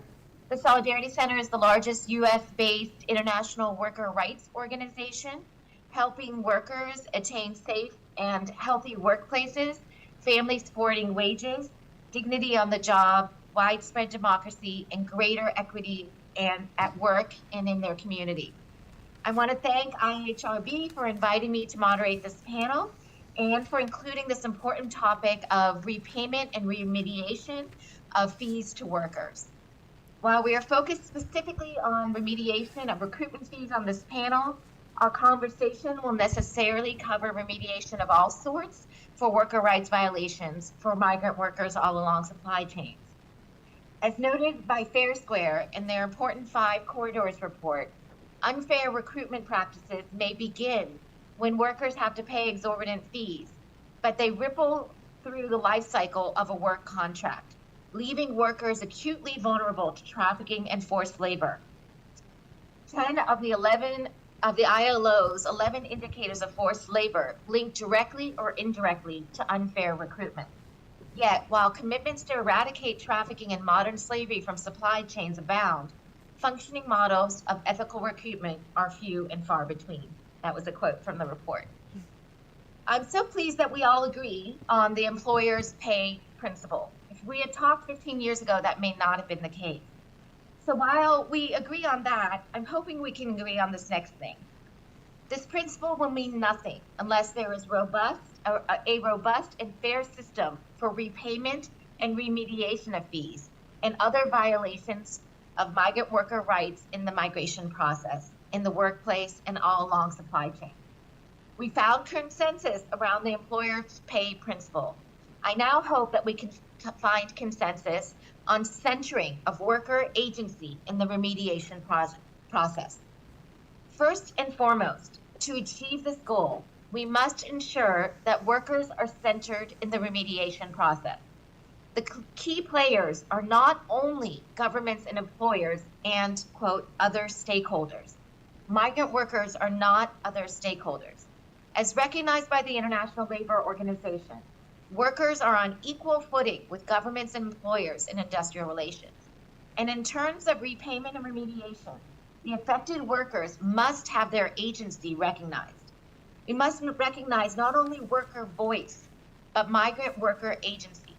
Migrant workers have agency, including collective agency, to ensure fair remediation for recruitment fees and other violations. Worker representatives must be involved in the decision-making process before any remediation package is finalized and implemented. I hope by the end of this panel, we can all agree on that principle as well. Within this context, I'm pleased to introduce, we have 3 panelists for today to talk about their experiences on remediation. Excuse me. I'm not going to read their full bios, but just do a little bit of an introduction. First, we're going to hear from Anasuya Sham. Anasuya is the Human Rights and Trade Policy Director at the Human Trafficking Legal Center. She leads the Human Trafficking Legal Center's initiative on import bans and forced labor. Anasuya works with pro bono counsel, civil society groups, government, and other stakeholders to push for greater accountability through the enforcement of the U.S. Tariff Act and the Uyghur Forced Labor Prevention Act import prohibitions. Next, we are going to hear from Rashid Reza Anwaruddin. He is the Chief Sustainability Officer at Sim Darby Plantation. He was appointed head of group sustainability of Sim Darby in January of 2020. In this role, he was responsible for implementing on-the-ground programs to promote responsible and ethical production through Sim Darby's operations and global supply chain. He also engages with a wide range of stakeholders within the sustainable palm oil sphere. He was redesignated as Chief Sustainability Officer in April of 2022. He has 22 years of experience in corporate and advisory roles around sustainability, corporate responsibility, corporate strategy, program management, and change management across the plantation, forestry, property, telecommunications, automotive, oil and gas, and public sectors. And then finally, we're going to hear from Agnieszka, Raznitska. She's the Migration Program Coordinator for Fundación Avina. Agnieszka is a human rights specialist with 25 years of progressive experience, driving strategies for civil society organizations to support human rights advocacy initiatives, activism, and more inclusive and participatory philanthropy. She has worked on projects centered on community development strategies, social impact, and facilitating cross-sector partnerships that drive innovative approaches to advance society within civil society and philanthropy. So as I said, I'm very excited that we have all 3 panelists with us here today. And I think we're going to start with Anasuya in the room. Anasuya? Thank you, Neha, and I hope my mic is working and I'm audible. So my remarks will focus on the progress and challenges in the import ban space, import bans against products made using forced labor in global supply chains. As part of the Human Trafficking Legal Center's activities, we focus quite a bit on how we can leverage trade measures like import bans to improve conditions across the supply chain. And this is in part because of a recent resuscitation of Section 307 of the US Tariff Act of 1930. This happened in 2015 through an amendment under the Obama-Biden administration. And through that amendment, we were able to see how US Customs and Border Protection has been able to enforce this law, issue import bans, or what we call withhold release orders, against a host of products and actors from different parts of the world for using forced labor in US supply chains. So just to give you a picture of enforcement to set the stage, so since 2015, since the amendment went into force under Section 307 of the US Tariff Act, Customs and Border Protection has issued 35 import bans or withhold release orders prohibiting goods from certain companies and regions from entering the US market. This includes apparel, fish, electronics, tobacco, palm oil, rubber gloves, and I'm sure we'll hear more from the other panelists on some of these particular products in the context of certain countries. So while the import prohibitions are just the first step, I think what we're all really interested to see is how forced labor remediation follows in this process. So, but before that, I do want to bring your attention to just some statistics to show why we are all interested in this space, why the Human Trafficking Legal Center has been so focused on issuing guidance to other organizations to engage with this tool, to engage with US Customs and Border Protection, to share evidence of forced labor from wherever they're working around the world. And we published a guide in 2020 called Importing Freedom, using the US Tariff Act to combat forced labor and supply chains, and we've translated it into a bunch of languages, including Bahasa Malay, Thai, French, and Spanish. So in fiscal year 22, US Customs and Border Protection targeted more than 2,400 shipments valued at $466 million US dollars because of forced labor concerns. Now this is a big statistic compared to fiscal year 2018, when US Customs and Border Protection detained only 6 shipments. So we've seen this sort of meteoric rise in enforcement, and with that, we've seen CBP, US Customs and Border Protection, engage more and more on issues of forced labor remediation. So as more companies are being targeted by this law, as more companies have their shipments blocked at port, we're seeing both Customs and Border Protection, the companies that are targeted, and also civil society kind of engage together to make sure that the workers who we want to be, who we wish to see as the ultimate beneficiaries of the law, actually see improvements on the back of Tariff Act enforcement. So a company that's targeted by an import ban or a withhold release order can petition US Customs and Border Protection to get itself removed from the withhold release order and resume exporting to the US market. But to do so, it has to show that it has remediated all the ILO indicators of forced labor that Customs and Border Protection has identified before issuing the import prohibition. So the US Customs and Border Protection generally follows the ILO framework in assessing and categorizing the evidence of forced labor it receives from petitioners around the world. And then it determines whether each of those indicators have been remediated. Now, recently, in the last, I think, 6 months, Customs and Border Protection has removed certain entities from various import bans as a result of the evidence they presented on forced labor remediation. And most notably, this has happened, of course, in the Malaysian context, and I see many experts in the room who can probably speak to the details on what's happening in Malaysia. But just to give you a sense of the reimbursement that has happened around recruitment fee payments in the Malaysian glove industry and the palm oil industry. In a CBP press release a couple of months ago, the agency mentioned that CBP's forced labor enforcement efforts have resulted in the improvement of living and working conditions for tens of thousands of workers, including the repayment of more than 50 million in withheld wages and recruitment fees that were used to trap workers in debt bondage. Of course, I think there has also been a ripple effect. Even though there are only certain industries or certain companies that have been targeted under a withhold release order, we've seen other players in the same industry take proactive steps to ensure that they are not subject to a withhold release order. So maybe others, including I'm seeing Andy Hall, might have the latest figures in terms of reimbursement. But this 50 million is significant because it has happened on the back of US Tariff Act enforcement. Now, the Human Trafficking Legal Center is part of a coalition of organizations called the Tariff Act Advisory Group. I see a few members here. Hi, Sean. And we together we advocate for more robust enforcement of these import bans to make sure that we can enhance its impact. And in 2020, we did write a letter to US Customs and Border Protection.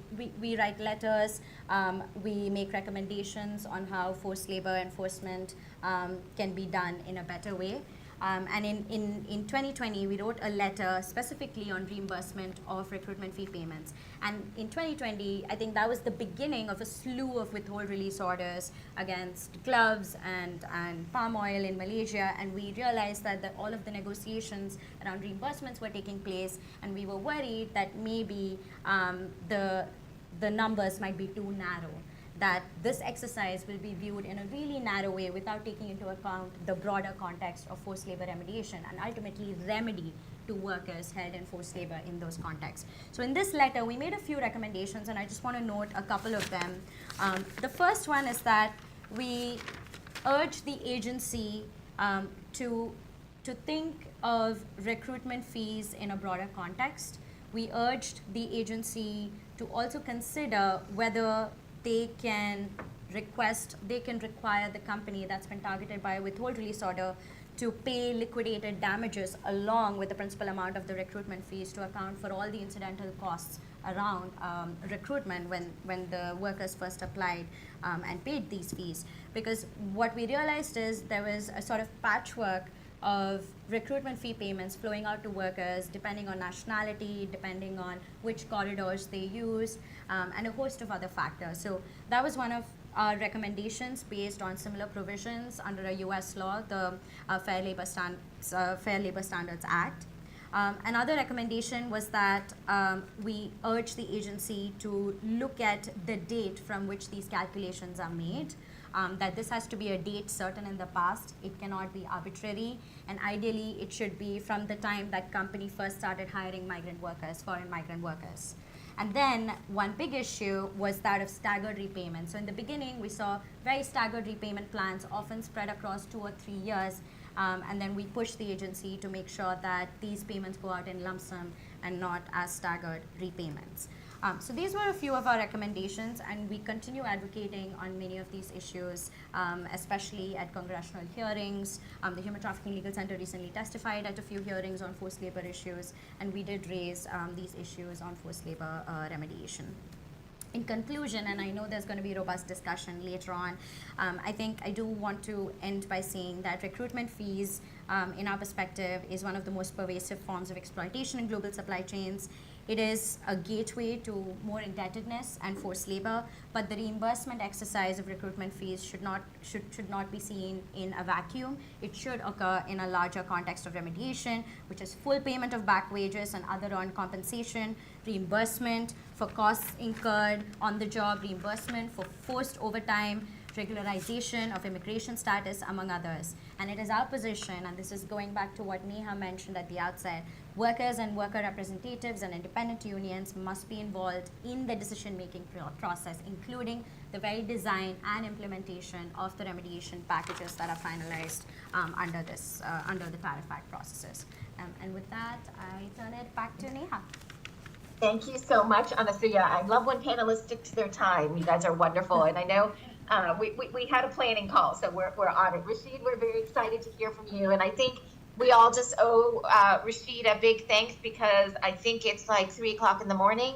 He's in KL, in Kuala Lumpur, I think, in Malaysia, and it's very early. So Rashid, thank you so much for being with us so early in the morning. Please go ahead.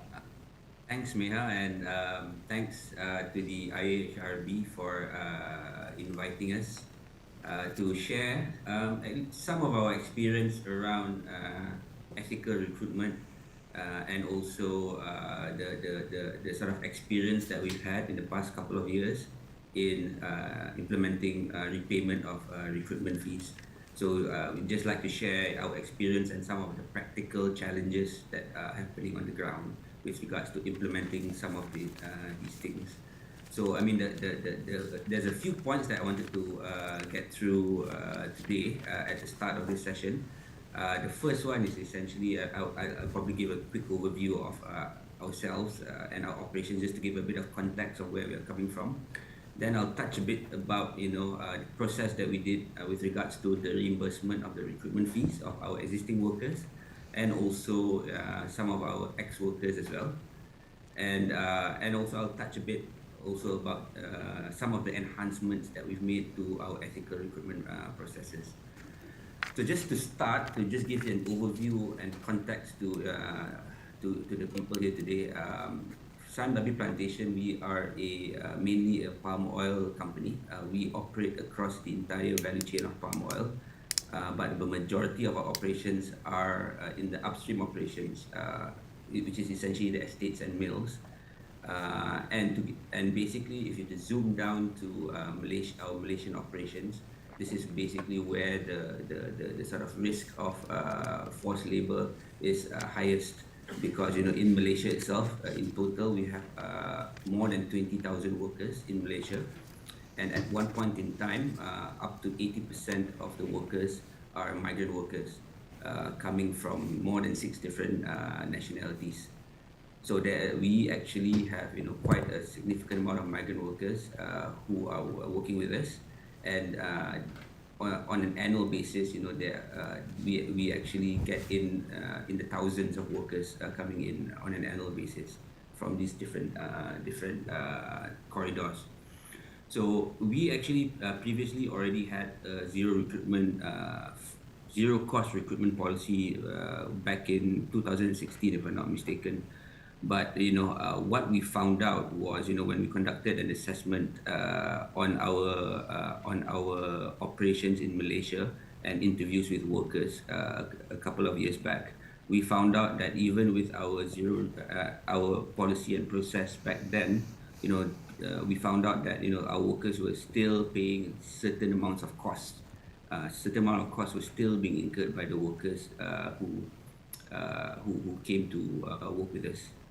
So a few things that we decided once we found out about that. So number one, we made a public commitment on committing to reimburse the recruitment costs which were incurred by our workers and former workers. And basically we then started to focus on at first reimbursement of recruitment fees and costs for our current workers. So what that entailed is essentially around the key question that we had to ask was, how much do we basically pay back the workers themselves? So what we did was, we worked with an external third party, Impact. So Rosie from the previous panel just now, her organization, we worked with them to essentially interview a significant amount of our workers to try and understand what are the costs which were incurred by them for each and every nationality. So what happened was we actually then landed on a number based on the interviews with workers of what is the cost incurred by nationality, and we applied several things which included interest, opportunity costs onto that number itself to then land with a final number. So once we had the number for each and every nationality, and the numbers range based on the country that they come from, we then undertook a large worker communication and engagement process to basically try and explain to the workers themselves, number one, what this payment is all about, and why they are getting this payment, and the amount that they'll be getting paid. So there's a large scale sort of communication process to try and explain to them the reasoning behind that. And then what we also did was we opened up our grievance mechanisms and grievance channels to them for them to then call up in the event that they have any questions. And once that particular process has been conducted, we then basically transferred the sum of money into their individual bank accounts as a lump sum. So some companies actually decide to pay it in stages, but we decided to make a lump sum payment one-off. And then we got a third party to then come in to validate that the payment has indeed been sort of banked into each and everyone's individual bank accounts. So that is essentially with regards to the current existing workers that we already had, and at this point in time, all of our existing workers have already been repaid already. So if you were to move on to former workers, so this is where it got a bit more challenging, because number one, they're no longer working with us, and they're all spread out across the various countries where they originate from. So the first thing that we did was basically we actually then set up a sinking fund, where the amount of money owed to our workers were then put into a sinking fund and set aside, and cannot be touched. And then we also set up a sinking fund governance committee, where the representatives of the sinking fund of this committee essentially is to oversee the process of reimbursement from that particular sinking fund, and the members of the committee revolved around a senior independent director and an external legal counsel, and some of our senior management team as well.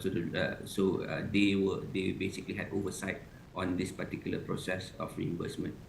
And the second thing that we did after that was we then hired legal counsel in each and every one of our source countries to basically be our representation there. And once that has been set up, we actually conducted another huge round of marketing, communication, and outreach program to try and reach as many of our former workers as possible.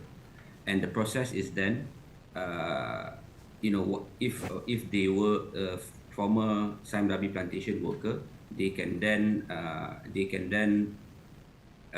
come to contact the local legal counsel, and there's an application process where they needed to provide documentation to basically confirm that they have previously worked with us, and we will then the legal counsel will then validate based on our records.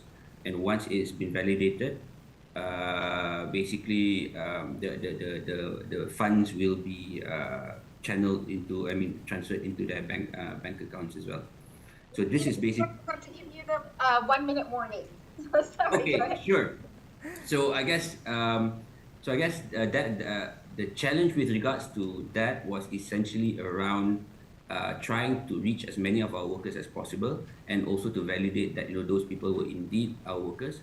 And the second challenge is basically to make sure that there was no representatives who are acting on behalf of workers as well.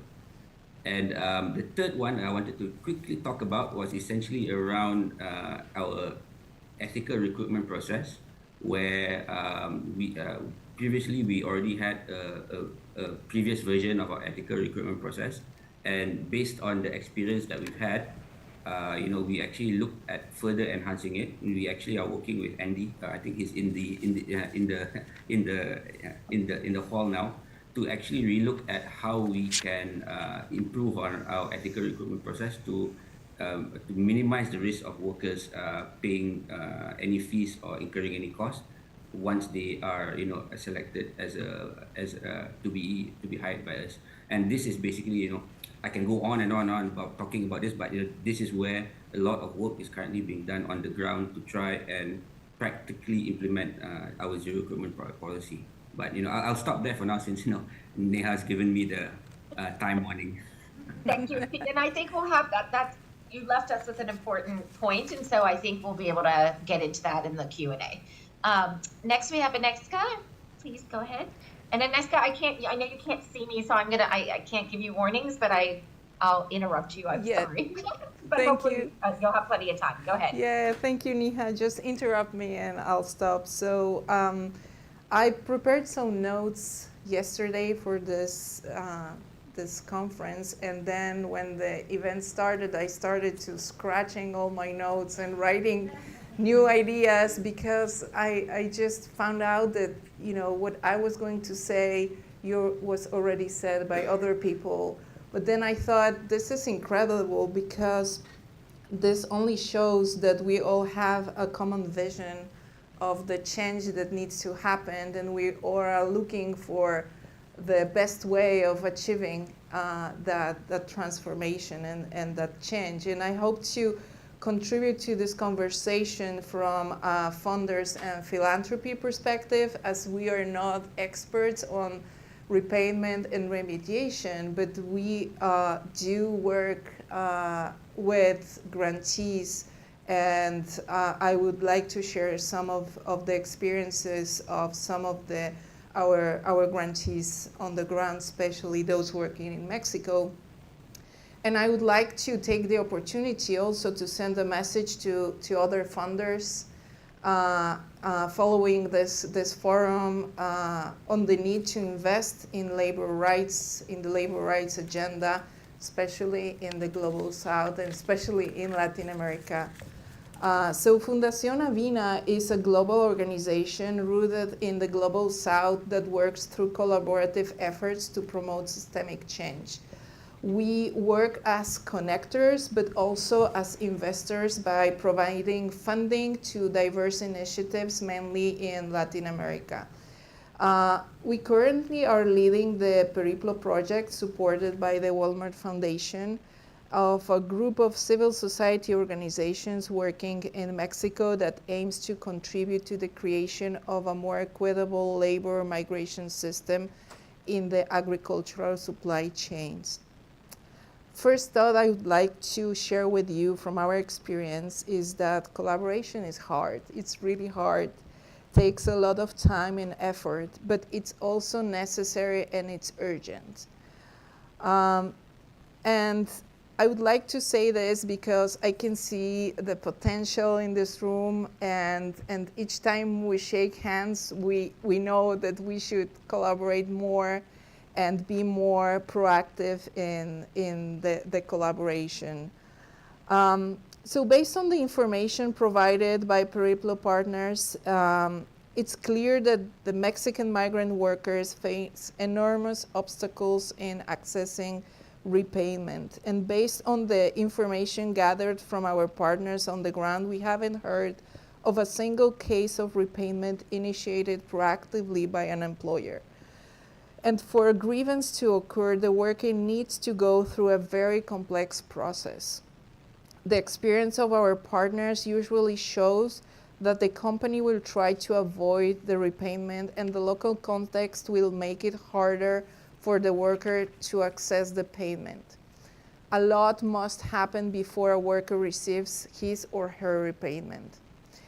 It is imperative to note that this doesn't happen, the repayment doesn't happen without the support and the commitment of civil society organizations, unions, or lawyers who support the workers and engage in a long and sometimes very expensive process. The Periplo project has brought together a diverse group of organizations that are sharing a common vision of the transformation that needs to happen. The Centro de los Derechos del Migrante and Tlachinolan, working in supporting workers in the community of origin, Cierto by promoting a responsible recruitment model in Mexico and the US, Stronger Together, and Verité, engaging in promoting best practices among growers, just to mention some of them.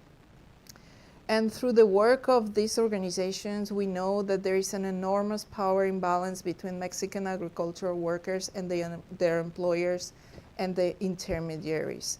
There have been some improvements, but those have happened because of the pressure and efforts of workers and their organizations that are supporting them. Additionally, most CSOs do not have the capacity to deal with all the cases. Rachel and Joe already mentioned this morning the number of workers that increases every year. And in order for repayments to be sustainable, it is vital that employers, buyers, investors, governments, and regulators work together to ensure the adoption and implementation of responsible recruitment systems. We at Avina and at Periplo believe in the collective and individual power.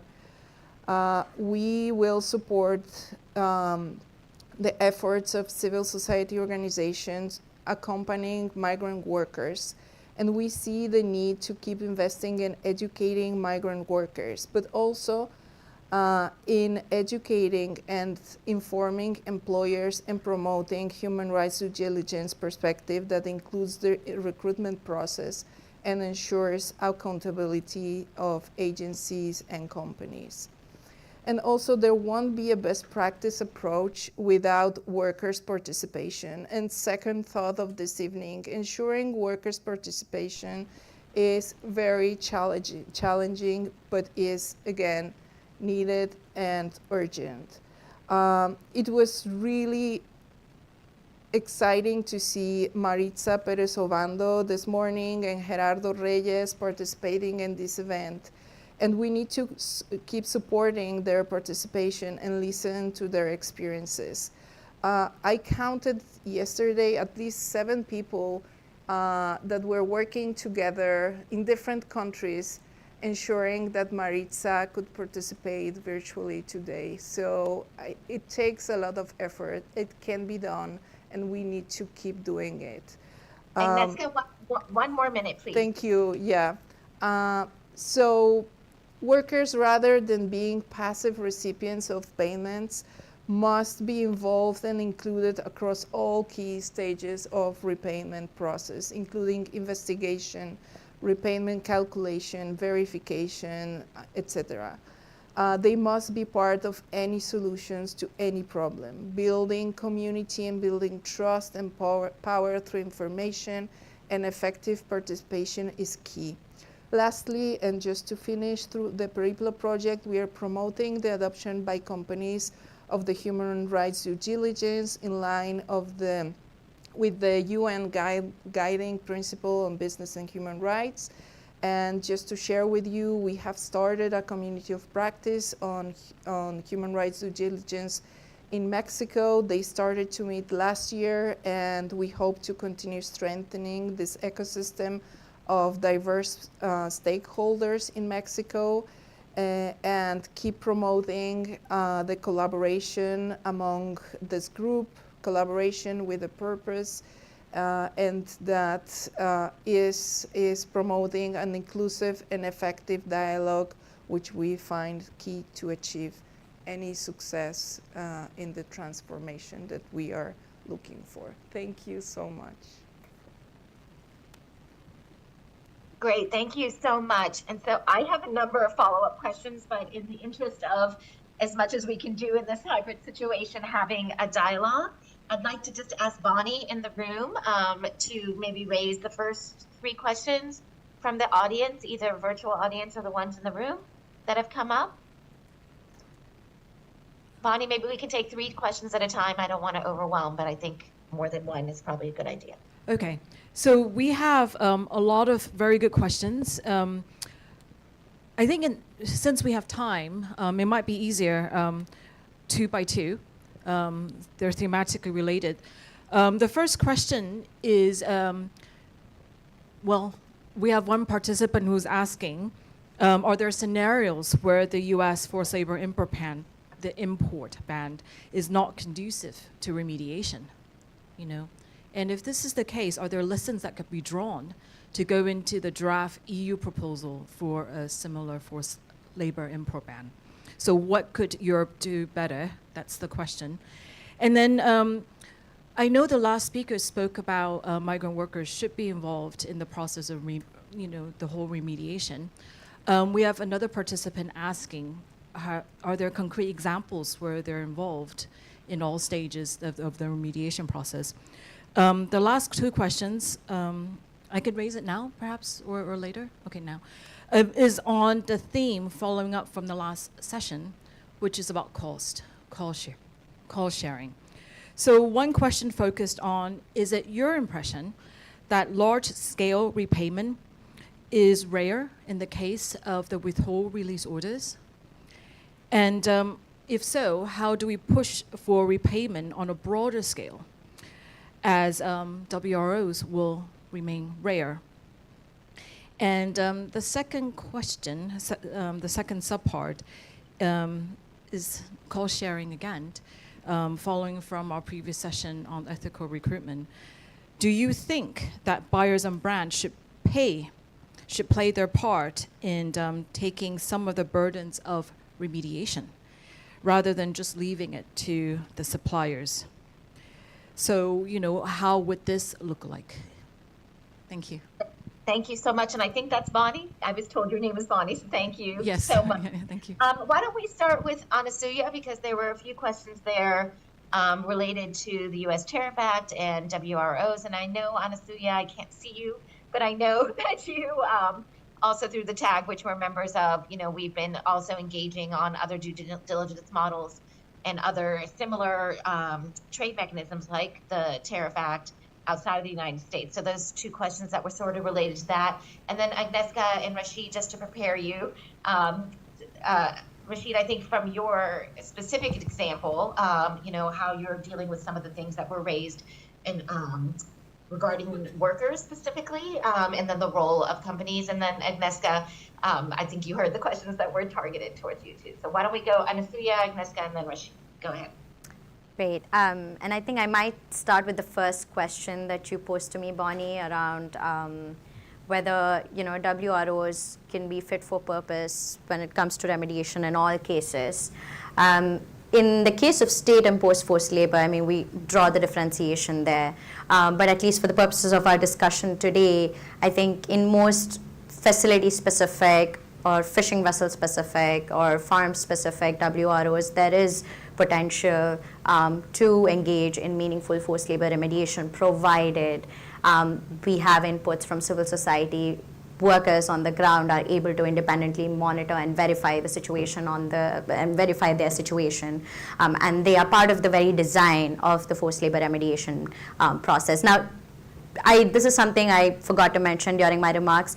This entire process is not baked into the statute. It is not baked into the import ban laws in the United States.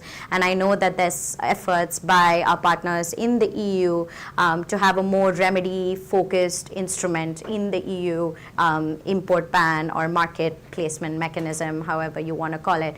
So I think that's something we have to keep in mind, that in the US Tariff Act, the section itself, there is nothing that prescribes how forced labor remediation should happen through this process. It has evolved over the last 4 or 5 years. We've actually seen good progress and understanding from Customs and Border Protection in how remediation might differ from region to region and product to product and sector to sector.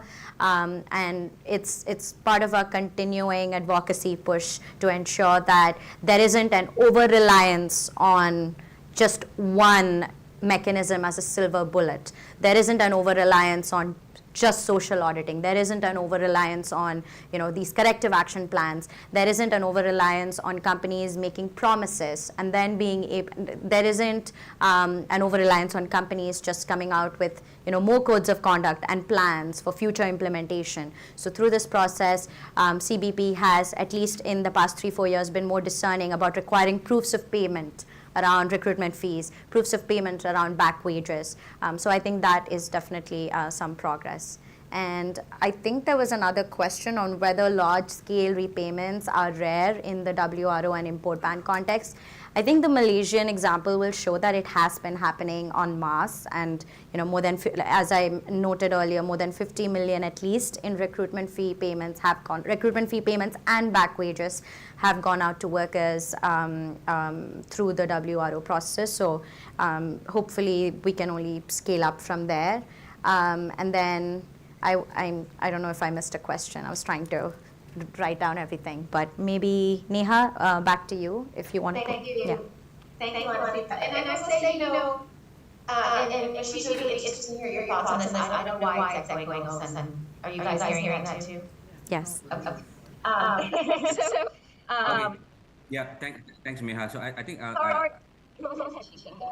Yeah. So I think I'll touch a bit about the question around the responsibilities of the actors across the supply chain, because that's one area where we actually are looking into as well. Because if you look at with regards to the implementation of the sort of interventions that we put in place, things like our ethical recruitment process and our remediation process, all of those sort of interventions were basically funded by us. But not all companies are able to sort of invest as much as ours. So essentially, I mean, the point I wanted to raise is that for us to basically have more holistic change for the industry itself, we need all supply chain actors to basically play a role, and there needs to be a shared responsibility between the upstream, downstream, and consumer goods products, and all the way up to the end consumer, on the expectation. Number one, the expectation of ethical recruitment of migrant workers, and also the remediation of any recruitment fees or recruitment costs. And an example that I can give is essentially, we are already partnering with one of our customers who is co-investing in implementation of grievance mechanisms in our own operations, because they also feel that because they are attached to our supply chain, they need to make sure and invest in making sure that their supply chain is also free of forced labor. So what would help the industry itself would be, more and more of these sort of collaborations across the entire value chain and co-investment as well, so that we can have a more holistic change and improvement of migrant worker rights. I think I'll stop there for now and hand it back over to you, Neha. Rashid. And I was trying to say before there was an echo, one of the other things. I think the echo is you, Neha. It is. Maybe if you Rashid, I think you yourself, it might not. Thank you. Okay. So I was saying echoing. Well, just very quickly, maybe Anastasia, you talked about this a little bit since my voice is echoing, but one of the other things that we talked about in regards to the question is ensuring that there's some sort of worker emergency fund or worker remediation fund, that if employers are going to use recruitment agents, that they have to pay into a fund or there's a bond, so that workers aren't left high and dry if companies cannot pay the recruitment fees. So just one of the things to think about, and there's more details about it, maybe Anastasia you can talk about. But Anastasia, do you want to respond to any of the questions? Yeah. Jump in just for a second. Neha was talking about how some of us in our coalitions have conceptualized in very early stages about a tariff act, a worker emergency fund, which is financed, well, we'd hope that it would be financed by penalties that the US government can impose on the US brands and buyers for importing products made using forced labor. In 2020, the US government issued its first ever forced labor penalty against Pure Circle, a stevia company, for importing stevia made using prison labor from China, which was not a big sum, a $575,000 penalty. We haven't seen a single forced labor penalty since. So when that came out, we were excited at that money goes to the Treasury, the US Treasury, by the way.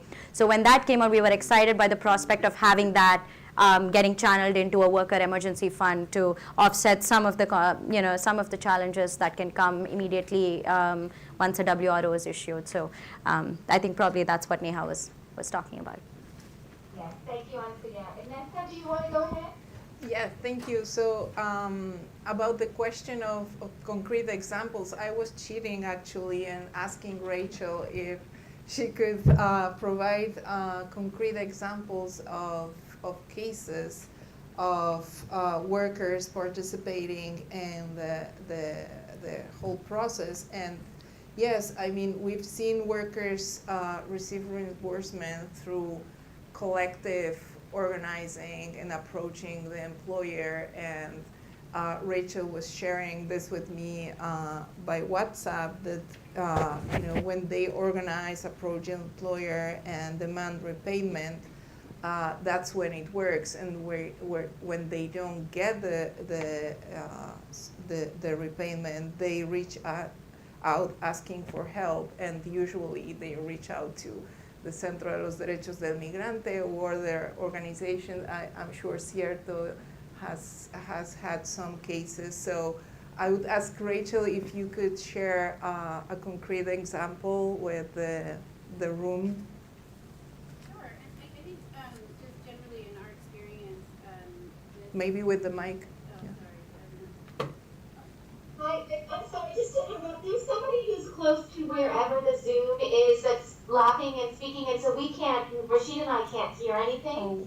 So just to note that for anybody who happens to be near the laptop, we're only hearing you. So sorry. And if somebody in the room is speaking, if they can have a mic, it's hard to hear if they're not mic'd. I'll turn it on, and maybe that'll help. Thank you. In terms of like the question, and honestly, it's sort of surprising for me because we have never seen employers voluntarily reimburse recruitment fees, like really at all. And we talk to hundreds and hundreds and hundreds of workers every year, and it's always through organizing through workers approaching their employers. And when that doesn't work, taking other action, like legal action, filing complaints, filing lawsuits is what, at the end of the day, workers are doing to ensure that they get reimbursed. And we have lots of examples of those, but essentially that's what we've seen. So I can tell you one is and I feel like this might be Jose de Lira, a member of our Migrant Defense Committee, was recruited to work in the United States. When he got to the U.S., his passport was confiscated. In Mexico, he had been charged a fee as well, and he knew things weren't right because he had been through training. So he organized with his colleagues. They approached the boss. They asked for, their passports back and their money. The boss refused. He called us, and then we called some local organizations who were able to go out and provide backup support in their engagements with the employer, and then got the Attorney General involved. And then there was a process through the New York Attorney General. So what I'm saying is like, employers typically don't turn over the recruitment fees voluntarily. It takes a lot of work on behalf of migrant workers to actually get the money that they're owed. And so I hope that was what you were looking for. Thank you, Rachel. I just would like to end this panel with this image. It takes a lot of effort, a lot of people behind the workers to get repayment. So it's not, we often think about the worker and the employer and they talking, and somehow the worker gets the repayment, but there's a lot of effort behind each worker, and the work that the civil society organizations, union, lawyers are doing on the ground at the communities of origin and destination is key to succeed. So I thank you, Rachel. Yeah. So again, I'm so sorry. There's somebody in the room that's having a conversation that just heard the words ITC. If you are talking about the ITC in the room, please leave the room because we can hear everything. And then unfortunately, Rashid and I can't hear it now. Okay, but I don't think we can change that. Anyway, and Bonnie, any more questions in the room? I apologize to people, I can't hear. So any other questions in the room, Bonnie? Yes, we have more questions. We have one here asking simply, how many times should a company repay before the message is reached home? Meaning that they should not be charging workers recruitment fees and related costs. Yeah. And are there other questions you want to just go through them all since we only have 3 minutes left? I could. I'm a bit worried about sliding over the time so because we need to have a hard stop. Yes. Yeah. Go ahead. 2 more questions. No. Sure. I mean, well, there's another question about repayment of fees. Should that be the only sanction? How should it be combined with the prosecution? So, Anastasia, do you want to talk about that? Because in the recommendations that you discussed in your opening, there were recommendations beyond just the actual fees that workers pay. Or do you want to talk about that? Sure, and I think maybe the first question to Rashid, probably, sorry to put you on the spot. So on prosecutions, I think one of the reasons why we have focused so much on the Tariff Act is because of how quickly it can affect the corporate bottom line and expedite some of these processes in countries like Malaysia. And then there was a petition that we worked on with members of the seafood working group to exclude fishing nets from Thailand that were made using prison labor. And just weeks after that went in and news of it sort of came out, the Thai government announced all of these policy changes to the prison labor system. Still requires a lot of work, and this was very specific to the production of fishing nets. But just to kind of highlight the importance of import bans as a mechanism that can be leveraged to expedite some of these changes on the ground, some things that we've been working on for years in many of these countries. Now I think the threat, even the potential threat of an import ban is prompting changes, and now companies are being more proactive. Prosecution, and I think this is something our organization, we also work on litigation, and but prosecution has been slow, and every year the Trafficking in Persons report will tell you how many prosecutions there have been in the whole world for forced labor, and you'll notice that it's a really, really small number when compared to the number of people that the ILO estimates are held in forced labor around the world. But that said, we don't want to see the import ban mechanism in isolation. It is complementary to a lot of other mechanisms. For example, when there was a vessel that was sanctioned by a WRO, and then soon thereafter there were also global Magnitsky sanctions imposed on the owners of the vessel. So the two mechanisms kind of like had the two mechanisms worked together, and there was some exchange of information between US Customs and Border Protection and the agency and Treasury around this. We've also seen this happen in the context of Department of Commerce in the United States. They can impose, they can have a list of entities where US companies and persons are prevented from exporting technology or expertise to those entities abroad, which is something what we call an export ban as opposed to an import ban. So there's a whole range of tools, and we've always encouraged a whole of government approach to addressing forced labor in US supply chains. That includes, of course, prosecution, and we hope to see more prosecutions on the back of Tariff Act enforcement, because I think the evidence base for all of this starts at the same place, and then you can sort of develop on that and get more information. Thank you. Since you want the last word, I know we're out of time, so I'm just going to let you have the last word. Yeah, so I guess I just wanted to answer the question about how many times does a company need to do reimbursement. I think that was the question. I think from our point of view, if a worker has incurred any cost to actually get the job, they need to be reimbursed. So the focus on our side is to make sure, and a lot of effort that's being put in place now is to make sure that these kind of things don't happen in the first place. So that's why we're spending a lot of time and resources in trying to practically implement on the ground, what does a zero recruitment cost sort of recruitment actually work, and putting in various sort of controls in place, working with agents and doing capacity building, doing a lot of awareness raising for potential workers. So to try and see how we can further improve our ethical recruitment process. And it's not easy, it's challenging, and although we also have a control only over a limited sort of scope, which is basically our the process of our own recruitment, but there are still other actors, and other stakeholders who also need to be involved in it. So a holistic approach to ethical recruitment with all actors in the sort of recruitment process should also be required as well. Thank you all so much. A big thank you to Anasuya, to Rashid very early in the morning, to Jessica for traveling all the way to New York. Thank you to IHRB for inviting me. And again, I hope, as I said at the beginning, that the big takeaway that we take from this is the importance of workers and workers themselves being able to exercise their agency front and center on the issue of remedy and remediation, and not be seen as an afterthought or as beneficiaries, but instead the main stakeholders for all this. Thank you all so much, and good luck with the rest of the forum. Thank you, Neha.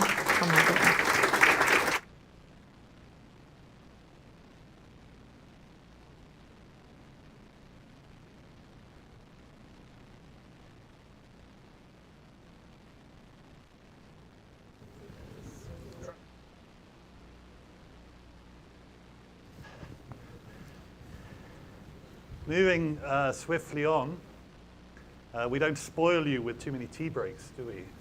All those lovely cakes and goodies out there. But those of you still watching online, I'm sorry about the absence of refreshments, but for those of us in New York, in half an hour we have a little reception that will start, so please stay for that. And we have a guest as well during that, but there'll be plenty of time for socializing and networking.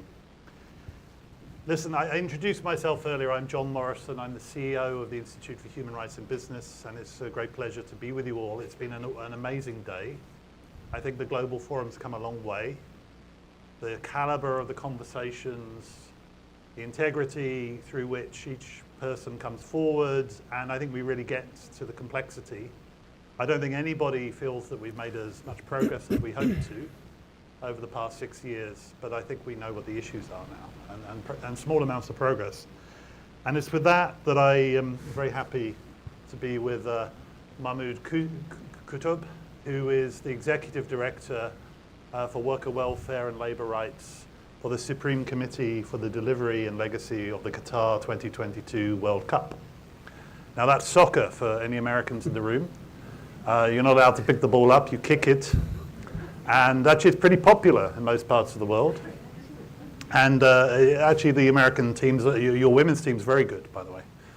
I'm very pleased that the former goalkeeper of your team is now our executive director of our Center for Sport and Human Rights, Mary Harvey, and a nod to her and all her colleagues. Now, for us at IHRB, we started working on this issue around the time of the London Olympics. My colleague Neil, who you know, led a campaign called the Staff Wanted campaign, focused on the 5,000 hotels in London. And we worked with Anti-Slavery International and the Metropolitan Police to really highlight the issue of worker exploitation in the hotel industry in London. And that was the beginnings of a journey for us. Back then, human rights wasn't in the bidding criteria for mega sporting events. And you were awarded the Qatar Cup really early. It was 2010, is that right? That's right. And I mean, let's be honest, worker welfare wasn't part of the bid, right? And we'll come on to that. Mahmoud, you were part of the bid committee in 2009. That's right. And then the Supreme Committee itself was founded in 2011 after it was awarded. Just say a little bit about that transition between the bid committee and then the Supreme Committee for Delivery. Were they the same people? Or? Yeah, more or less. I mean, I was part of the original bid team, joined in July 2009. And yes, we had a couple of options, really. We could either fold and then come back 3-4 years before the tournament, which is very customary, or we can use that opportunity to really build the state and the infrastructure required and making sure that there is a system around legacy that will have lasting effect for Qatar and the region. So I think we took a decision to say, look, we have an opportunity with the number of years, over a decade effectively, I think it was, to be able to actually work together as a unit, expand, build, and then focus a lot on legacy. That was really a key pivotal point in our decision. So if we go back in time, if it wasn't part of your bid to host the World Cup, worker welfare and responsible recruitment, when did it come into focus for you? Can you remember the day or the week? Or so again, I think under the auspices of social human development, there is a chapter in the bid book. I co-authored that with a colleague of mine, and a lot of it was focused on underprivileged communities throughout, not just in Qatar, but also throughout the region. And we developed various programs. One of the programs that I designed was Generation Amazing, which was using football as a social development tool to help underprivileged youth throughout the region. We went to Syria, we went to Lebanon, refugee camps, went to Nepal. I personally went to Nepal, Pakistan as well. So that was really a taste for FIFA that there is hope from this World Cup around legacy from a social standpoint. That was really pivotal. That was really the reason I stuck around, frankly speaking. Which year is this? So this was 2009, 2009-10, as we were preparing the actual bid book. Right. That was the fundamental reason why I joined, and that was the reason why I stayed. It was really the legacy from this World Cup. It wasn't really about the 30 days of football, for me personally at least. And Hassan, our Secretary General, really sold me on that. And he was genuine. He believed in it. He was committed to it. And I wanted to be part of it. It was quite historic.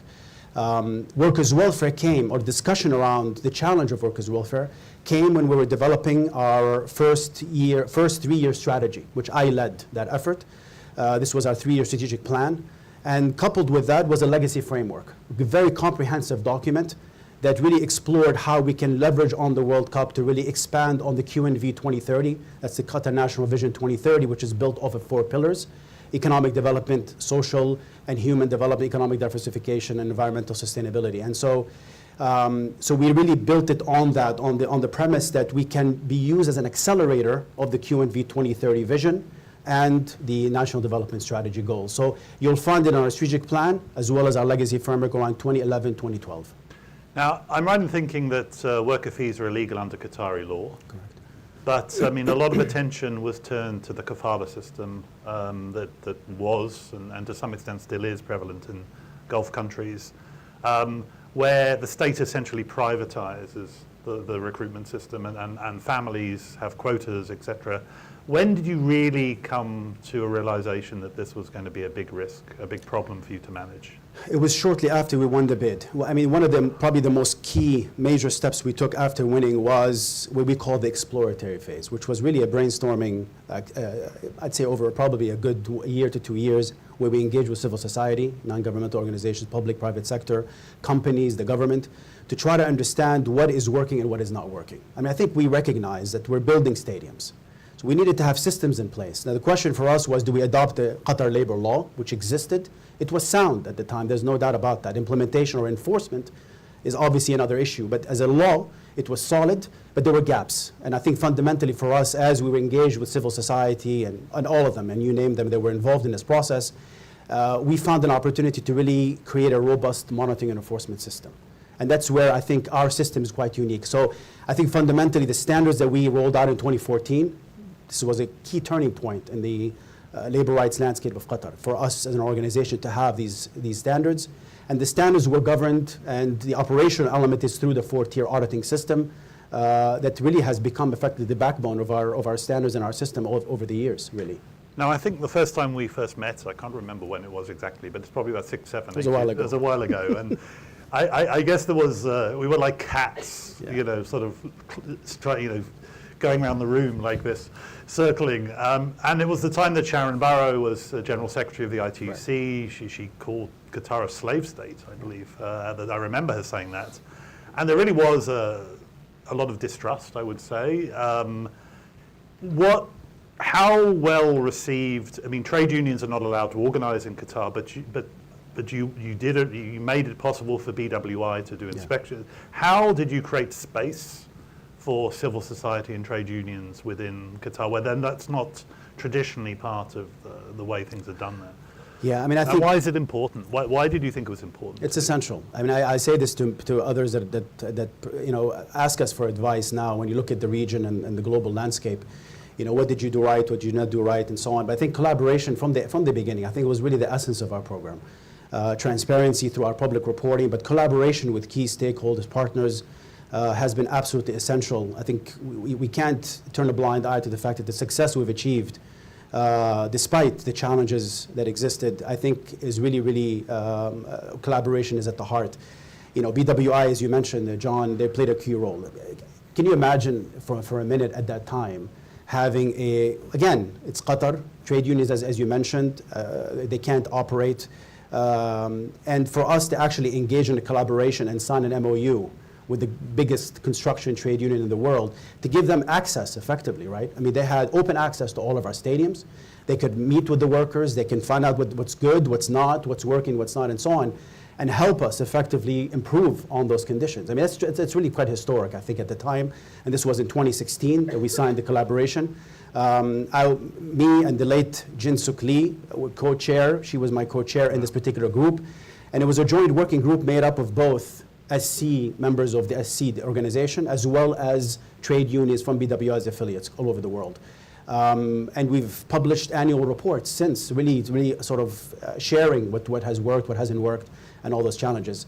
I think that element of transparency, the openness to criticism, which has been really a key cornerstone of our program, I think this is something we've been true to it. We believe in it wholeheartedly. I think it's absolutely valuable for a lot of organizations, regardless whether it's governments that are building infrastructure projects, mega infrastructure projects, or multinationals.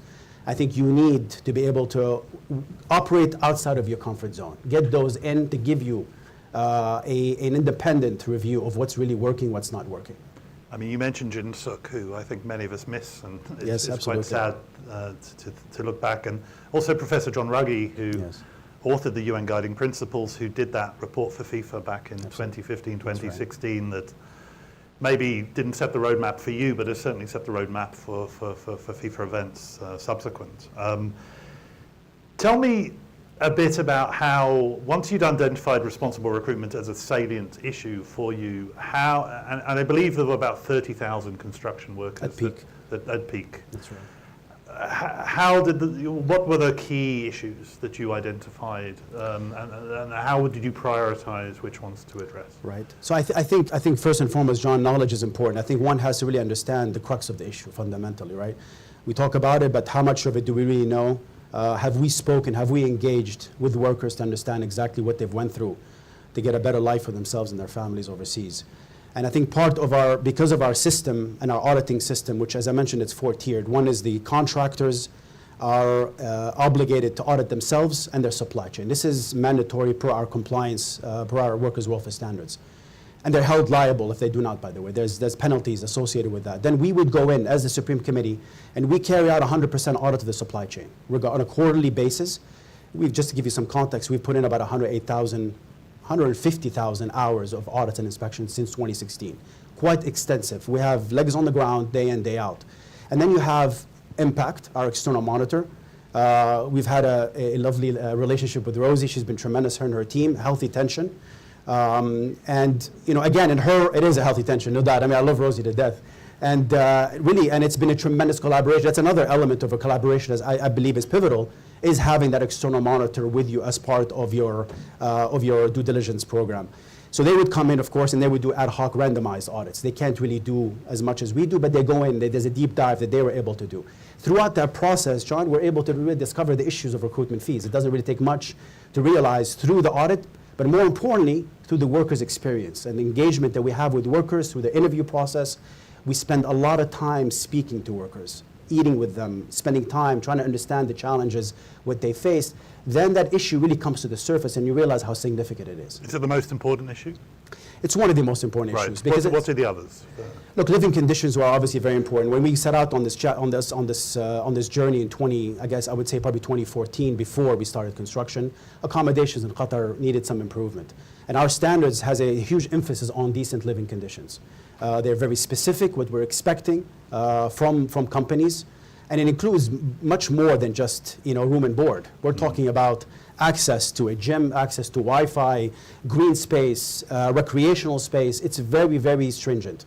And we audit and inspect, and companies are held liable for that. That was really a major challenge in the early days. And you can imagine, a worker goes out every day, is tired, wants to come back home, speak to their families overseas. They want Wi-Fi access to be able to communicate. So we wanted to do that, give them a home away from home. The issue of pay will always be fundamental. Wage theft exists. It exists in every country around the world. Our systems are there, and of course, during the time that we were running our program, the WPS was instituted in Qatar, the Wage Protection System. Yeah. It still required some work and some auditing and inspections and improvement. I know the ILO was very much focused on that with the government, and it's come a long way. But certainly recruitment fees and the payment of recruitment fees, the fact that they've been in debt bondage, and I heard this morning, in the case of Bangladesh, they were spent over 3 years just to repay that. This is real. Yeah. I mean, when you speak to the workers, you realize how significant it is. So of your 30,000 workers at peak, how many of them had pay fees? What percentage? The majority. Let's be honest, the majority. I mean, I think what we have found, though, for example, in some of the African states, is that the workers would have paid certain costs. Right. What is recruitment fees? It's much. It's a lot. There's several figures that go into that, really, right? And I think what we've seen in some of the sending countries or receiving in Qatar or before they even set foot, before they step on a plane, they would be in that bondage. We've seen in some of the African states where they would have paid for health examination before deploying. That's, again, it's illegal. And so we rectify that, we step in. But by and large, it's a significant problem. It does affect most of the workers out of Nepal, Bangladesh. And can you give a sense of the range, like the small, the smallest to the largest per migration corridor? Did you get a? We've seen Bangladesh to be the highest paid. And how much? Anywhere between, I mean, you have experts here. I know Andy's in the room and he probably knows this better than I do, but I think it's quite significant, Bangladesh. I mean, I think we've seen cases upwards of $3,500 in some cases. And we've looked at averages. And I think what we did is really look at the ILO benchmark in terms of what is the full cost of recruitment. We also retained the services, commissioned is a better word, for an expert, a very renowned expert at Hamad bin Khalifa University, to do both a remittance study for us as well as a recruitment fee study. Right. And both of those, I think, helped us fully understand the challenge. And only then were we able to actually start thinking about taking meaningful steps, despite the fact that we were told this is too complex, Don't get involved. Leave it to governments. So I think what's kind of famous about your approach is you put the onus of proof on the employer and not on the worker, right? Correct. So you assumed the workers had paid the fees unless the employer could prove otherwise. Correct. Which is quite radical, right? I mean, I don't think many businesses in this room take that approach to the way they deal with this issue. When did you decide that you would take that approach?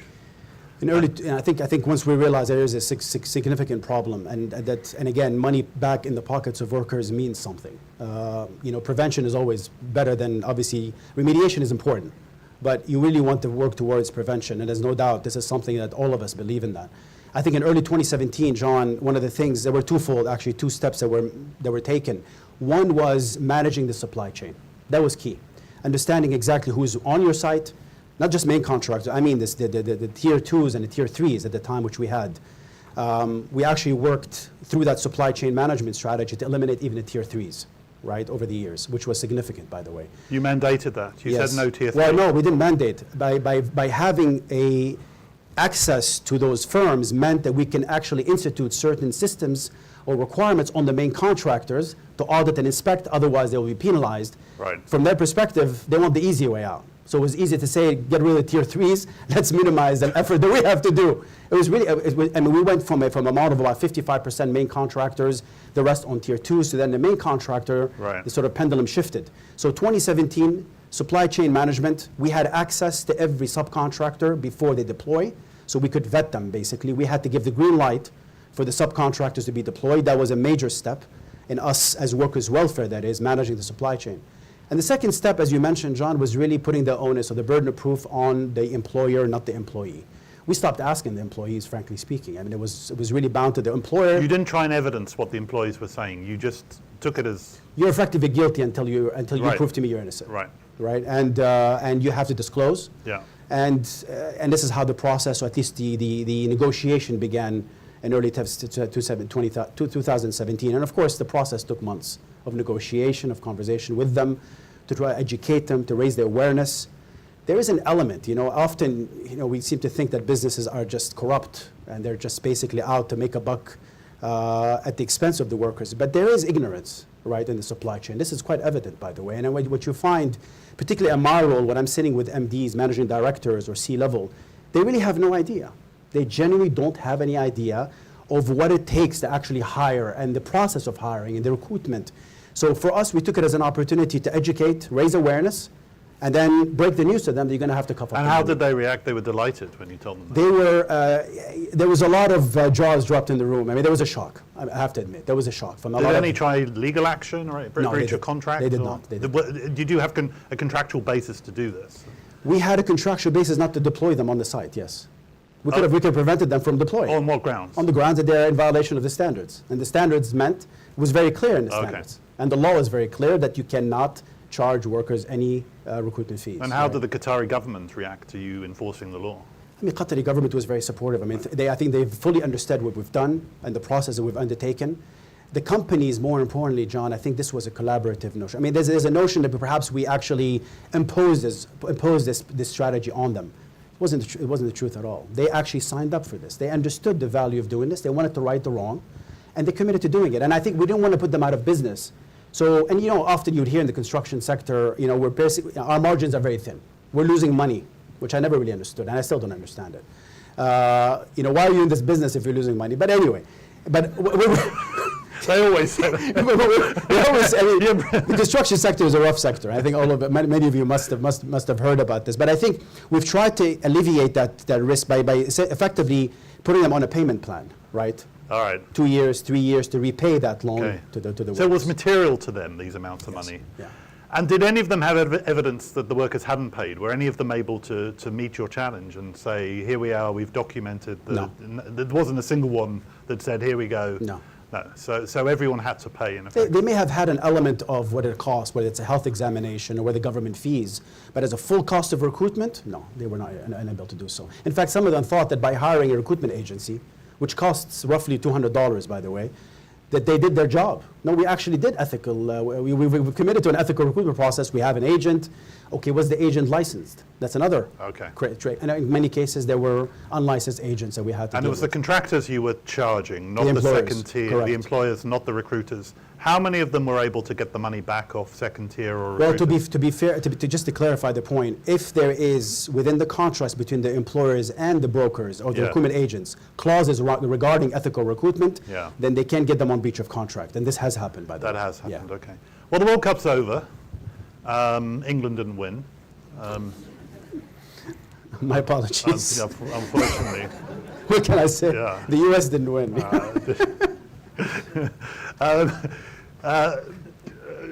There's always next time, but you're still in a job, right? So that's great. You're delivering a World Cup and it's finished. So I want that kind of job. So this is the legacy part of your mandate. So what does that mean in essence? Why are you still being paid to do? What do you do? This is a question from my boss, who's not here. Hassan. Well, I mean, again, 13 years. You can imagine you can't just simply pack up in a month or two. It takes time. Look, I think we're very focused on the next phase. And the next phase for us is really a lot of the work of transitioning. One of again, an important point to mention is we moved from the construction sector audits and inspections, John, to the hospitality sector. Yeah. This was the first time in a global context where the hospitality sector audited and inspected. And if you recall, in Paris in 2018, we met with the ILO and the Ministry of Labor and FIFA and discussed this opportunity and the challenge before us. And we, as a team at the Supreme Committee, really stepped up to the challenge. I mean, we did a pilot with 5 hotels, and then we went on to audit about 150 plus hotels that were hosting fans and the football teams. And that's a major legacy. I think we're very proud of that effort only because of the commitment that the hotels have made, the seriousness of which they've improved their operations. What we've done since we won the World Cup is we didn't want to just fold and disappear. So we went back to those hotels, and we've done about 100 or so hotels since the World Cup to see how genuine was this effort. Was it just for the World Cup? Were they committed to it? And we were pleasantly surprised. Most of the hotels maintained the average improvement of a compliance score, and it's roughly about 15%. The standards are not dropping now that the World Cup's over and everyone's looking somewhere Certainly else. not in the hospitality sector. Okay. So far, it's been very, very positive. I'm very Okay. optimistic about that. Now, the GCC is alive with projects now, massive mega projects, sports, infrastructure in the deserts. To what extent are you able to get others to replicate what you've done? We started having informal discussions with the neighbors to try to really promote our model. Our model is unique in the sense that it can be applied to both governments, mega projects, the private sector, and we've had conversations with multinationals about our model. And there have been multinationals that have adopted our model in some of their factories, by the way, when it comes to recruitment fees, that is. So our standards are very relevant to many organizations. Our transparency, our cooperation with civil society has been also of interest to many operators, as you can imagine. They think you were crazy, did they? Yeah, they think they thought we're crazy. They no longer think that. I think they've seen that there is a way to work with civil society in a meaningful way for the benefit of workers, fundamentally. And I think, and they are exploring that. And so they've come to us asking us about our advice and guidance. Look, we're very interested, there's no doubt. I mean, exporting this is what, from the beginning, I think, talking about the legacy, we've never really shied away from being honest about this is not just for Qatar, but also the wider region. You would have heard me say it. Certainly, Hassan Al-Thawadi has said it repeatedly, and we were genuine about this. And so anything that we can do to promote to work with Saudi, having a mega infrastructure boom that is happening currently, you can imagine the challenges before them, UAE, but also other markets, right? I mean, Malaysia, we were discussing Malaysia earlier, and other markets. I think there is definitely value, and not the least of which, of course, is the US with 2026 hosting the World Cup. There's a lot of lessons learned from our experience, and we've had those conversations, John, and I'm very, very optimistic that those can actually move forward. We were talking a bit earlier today about impact, and I often get asked, which business and human rights initiatives around the world have actually made a tangible difference in the lives of people? And the Immokalee workers example was given here in the US. I would say the Accord in Bangladesh, this is 10 years since the Rana Plaza factory collapse, and that clearly has made things better. But would you say that your work, I mean, I would say, from what we know, at least for the 30,000 workers on the site, things weren't fantastic, right? There were still fatalities, etc. But in terms of everyone's expectation years before, but a considerable amount of leverage, right? There was the blockade on Qatar, there was a well-resourced government, COVID. there was COVID, international attention around it that you were able to leverage to some extent. Is that not just a bit of perfect storm of factors? How do you build similar leverage around other events so that you can do what is very difficult, I think, applying international standards in that context? It is, I guess you could say it's a perfect storm. It's either an opportunity or perhaps even challenging in many ways. But I think ultimately, look, companies, organizations want to be associated with the brand. This is fundamental. And I think the World Cup is a big brand. Big mega events have that opportunity. And I think using that, and multinationals, I mean, we've had conversation with multinationals about using their brand to put leverage on companies to do the right thing to improve the working conditions. But it has to be used, right? I mean, ultimately, you can't shy away from it. We certainly didn't. I think we've recognized when we were told that the recruitment fees is a challenge you don't want to take on. We didn't just stand still, right? And this is just one of many. I mean, to think of $22.5 million being put back in the pockets of workers, John, this is not insignificant. I mean, Apple, as far as I'm aware, is the only other company in the world over probably a 15-year period, much longer than us, reimbursed $37 million plus dollars. So, and if you talk to Rosie and Impact, who've actually been helpful in validating the work that we've done, because we needed it. We wanted to make sure that our work not only received the credibility it deserved, but we wanted others to learn from it. Not just simply Qatar as a whole, but also multinationals around the world. But do you, I mean, we're just about at time now, but the issue of repayment, is it the solution? Is it the fundamental solution to what's going wrong here? Or are you just feeding the beast, accepting the... Money back in the pockets of workers means something. Right. Means something for them and their families, and you can't shy away from it. I think prevention is definitely absolutely the sort of, the ideal situation is to prevent this outbreak from the beginning before happening. And I'll tell you something, John, we have some success stories, and it's often we talk about the dire stories and the sad stories, but there's been some positive stories that are worth highlighting, because also positive breeds more positive. I mean, I think this is the key here. I mean, you can criticize till you go blue in the face, but sometimes it's really good to reflect and acknowledge when good work is being done. It only feeds better work, and it creates a level of competition. We're seeing it now in the region, by the way, and I think this is an important point. But I think you look at, for example, I'll give you an example, and there's quite a few. The hotel industry in of itself is an example of how they've improved their recruitment, by the way, process by eliminating the middleman and going directly hiring. But we've seen it also in major transportation. Muwasalat, for instance, which is a transportation company in Qatar. They had to ramp up to about 4,000 plus workers. They came to us, asked for advice on how to do it right from the beginning. We advised them, we gave them the standards, we gave them the tools. We even embedded people that were trained per our standards within the Muwasalat sort of infrastructure. And they had drives in the sending countries, eliminating the middleman to hire directly. So we can avoid this issue of dealing with unlicensed brokers, exorbitant fees being paid. And this is just one of several stories. So I think, definitely, again, prevention is key, but remediation is an obligation on all of us if we can step in and try to right the wrong. Thank you, Mahmoud. Thank you so much for joining us today. A round of applause, please. My pleasure. Thank you, Sean. Difficult work in a difficult context, and thank you for being open with us today. It's for those of us here in the room, we have a reception, which is immediately outside. Do circulate, have a drink, but do stick around, because in half an hour we have a guest speaker who will be speaking to us briefly. And tomorrow, 9 o'clock start, allow time to get through security, and we start with an exciting focus on shipping and logistics. But thanks again for a brilliant day, everybody. And thanks to Neil and all my colleagues for a job well done. Thank you.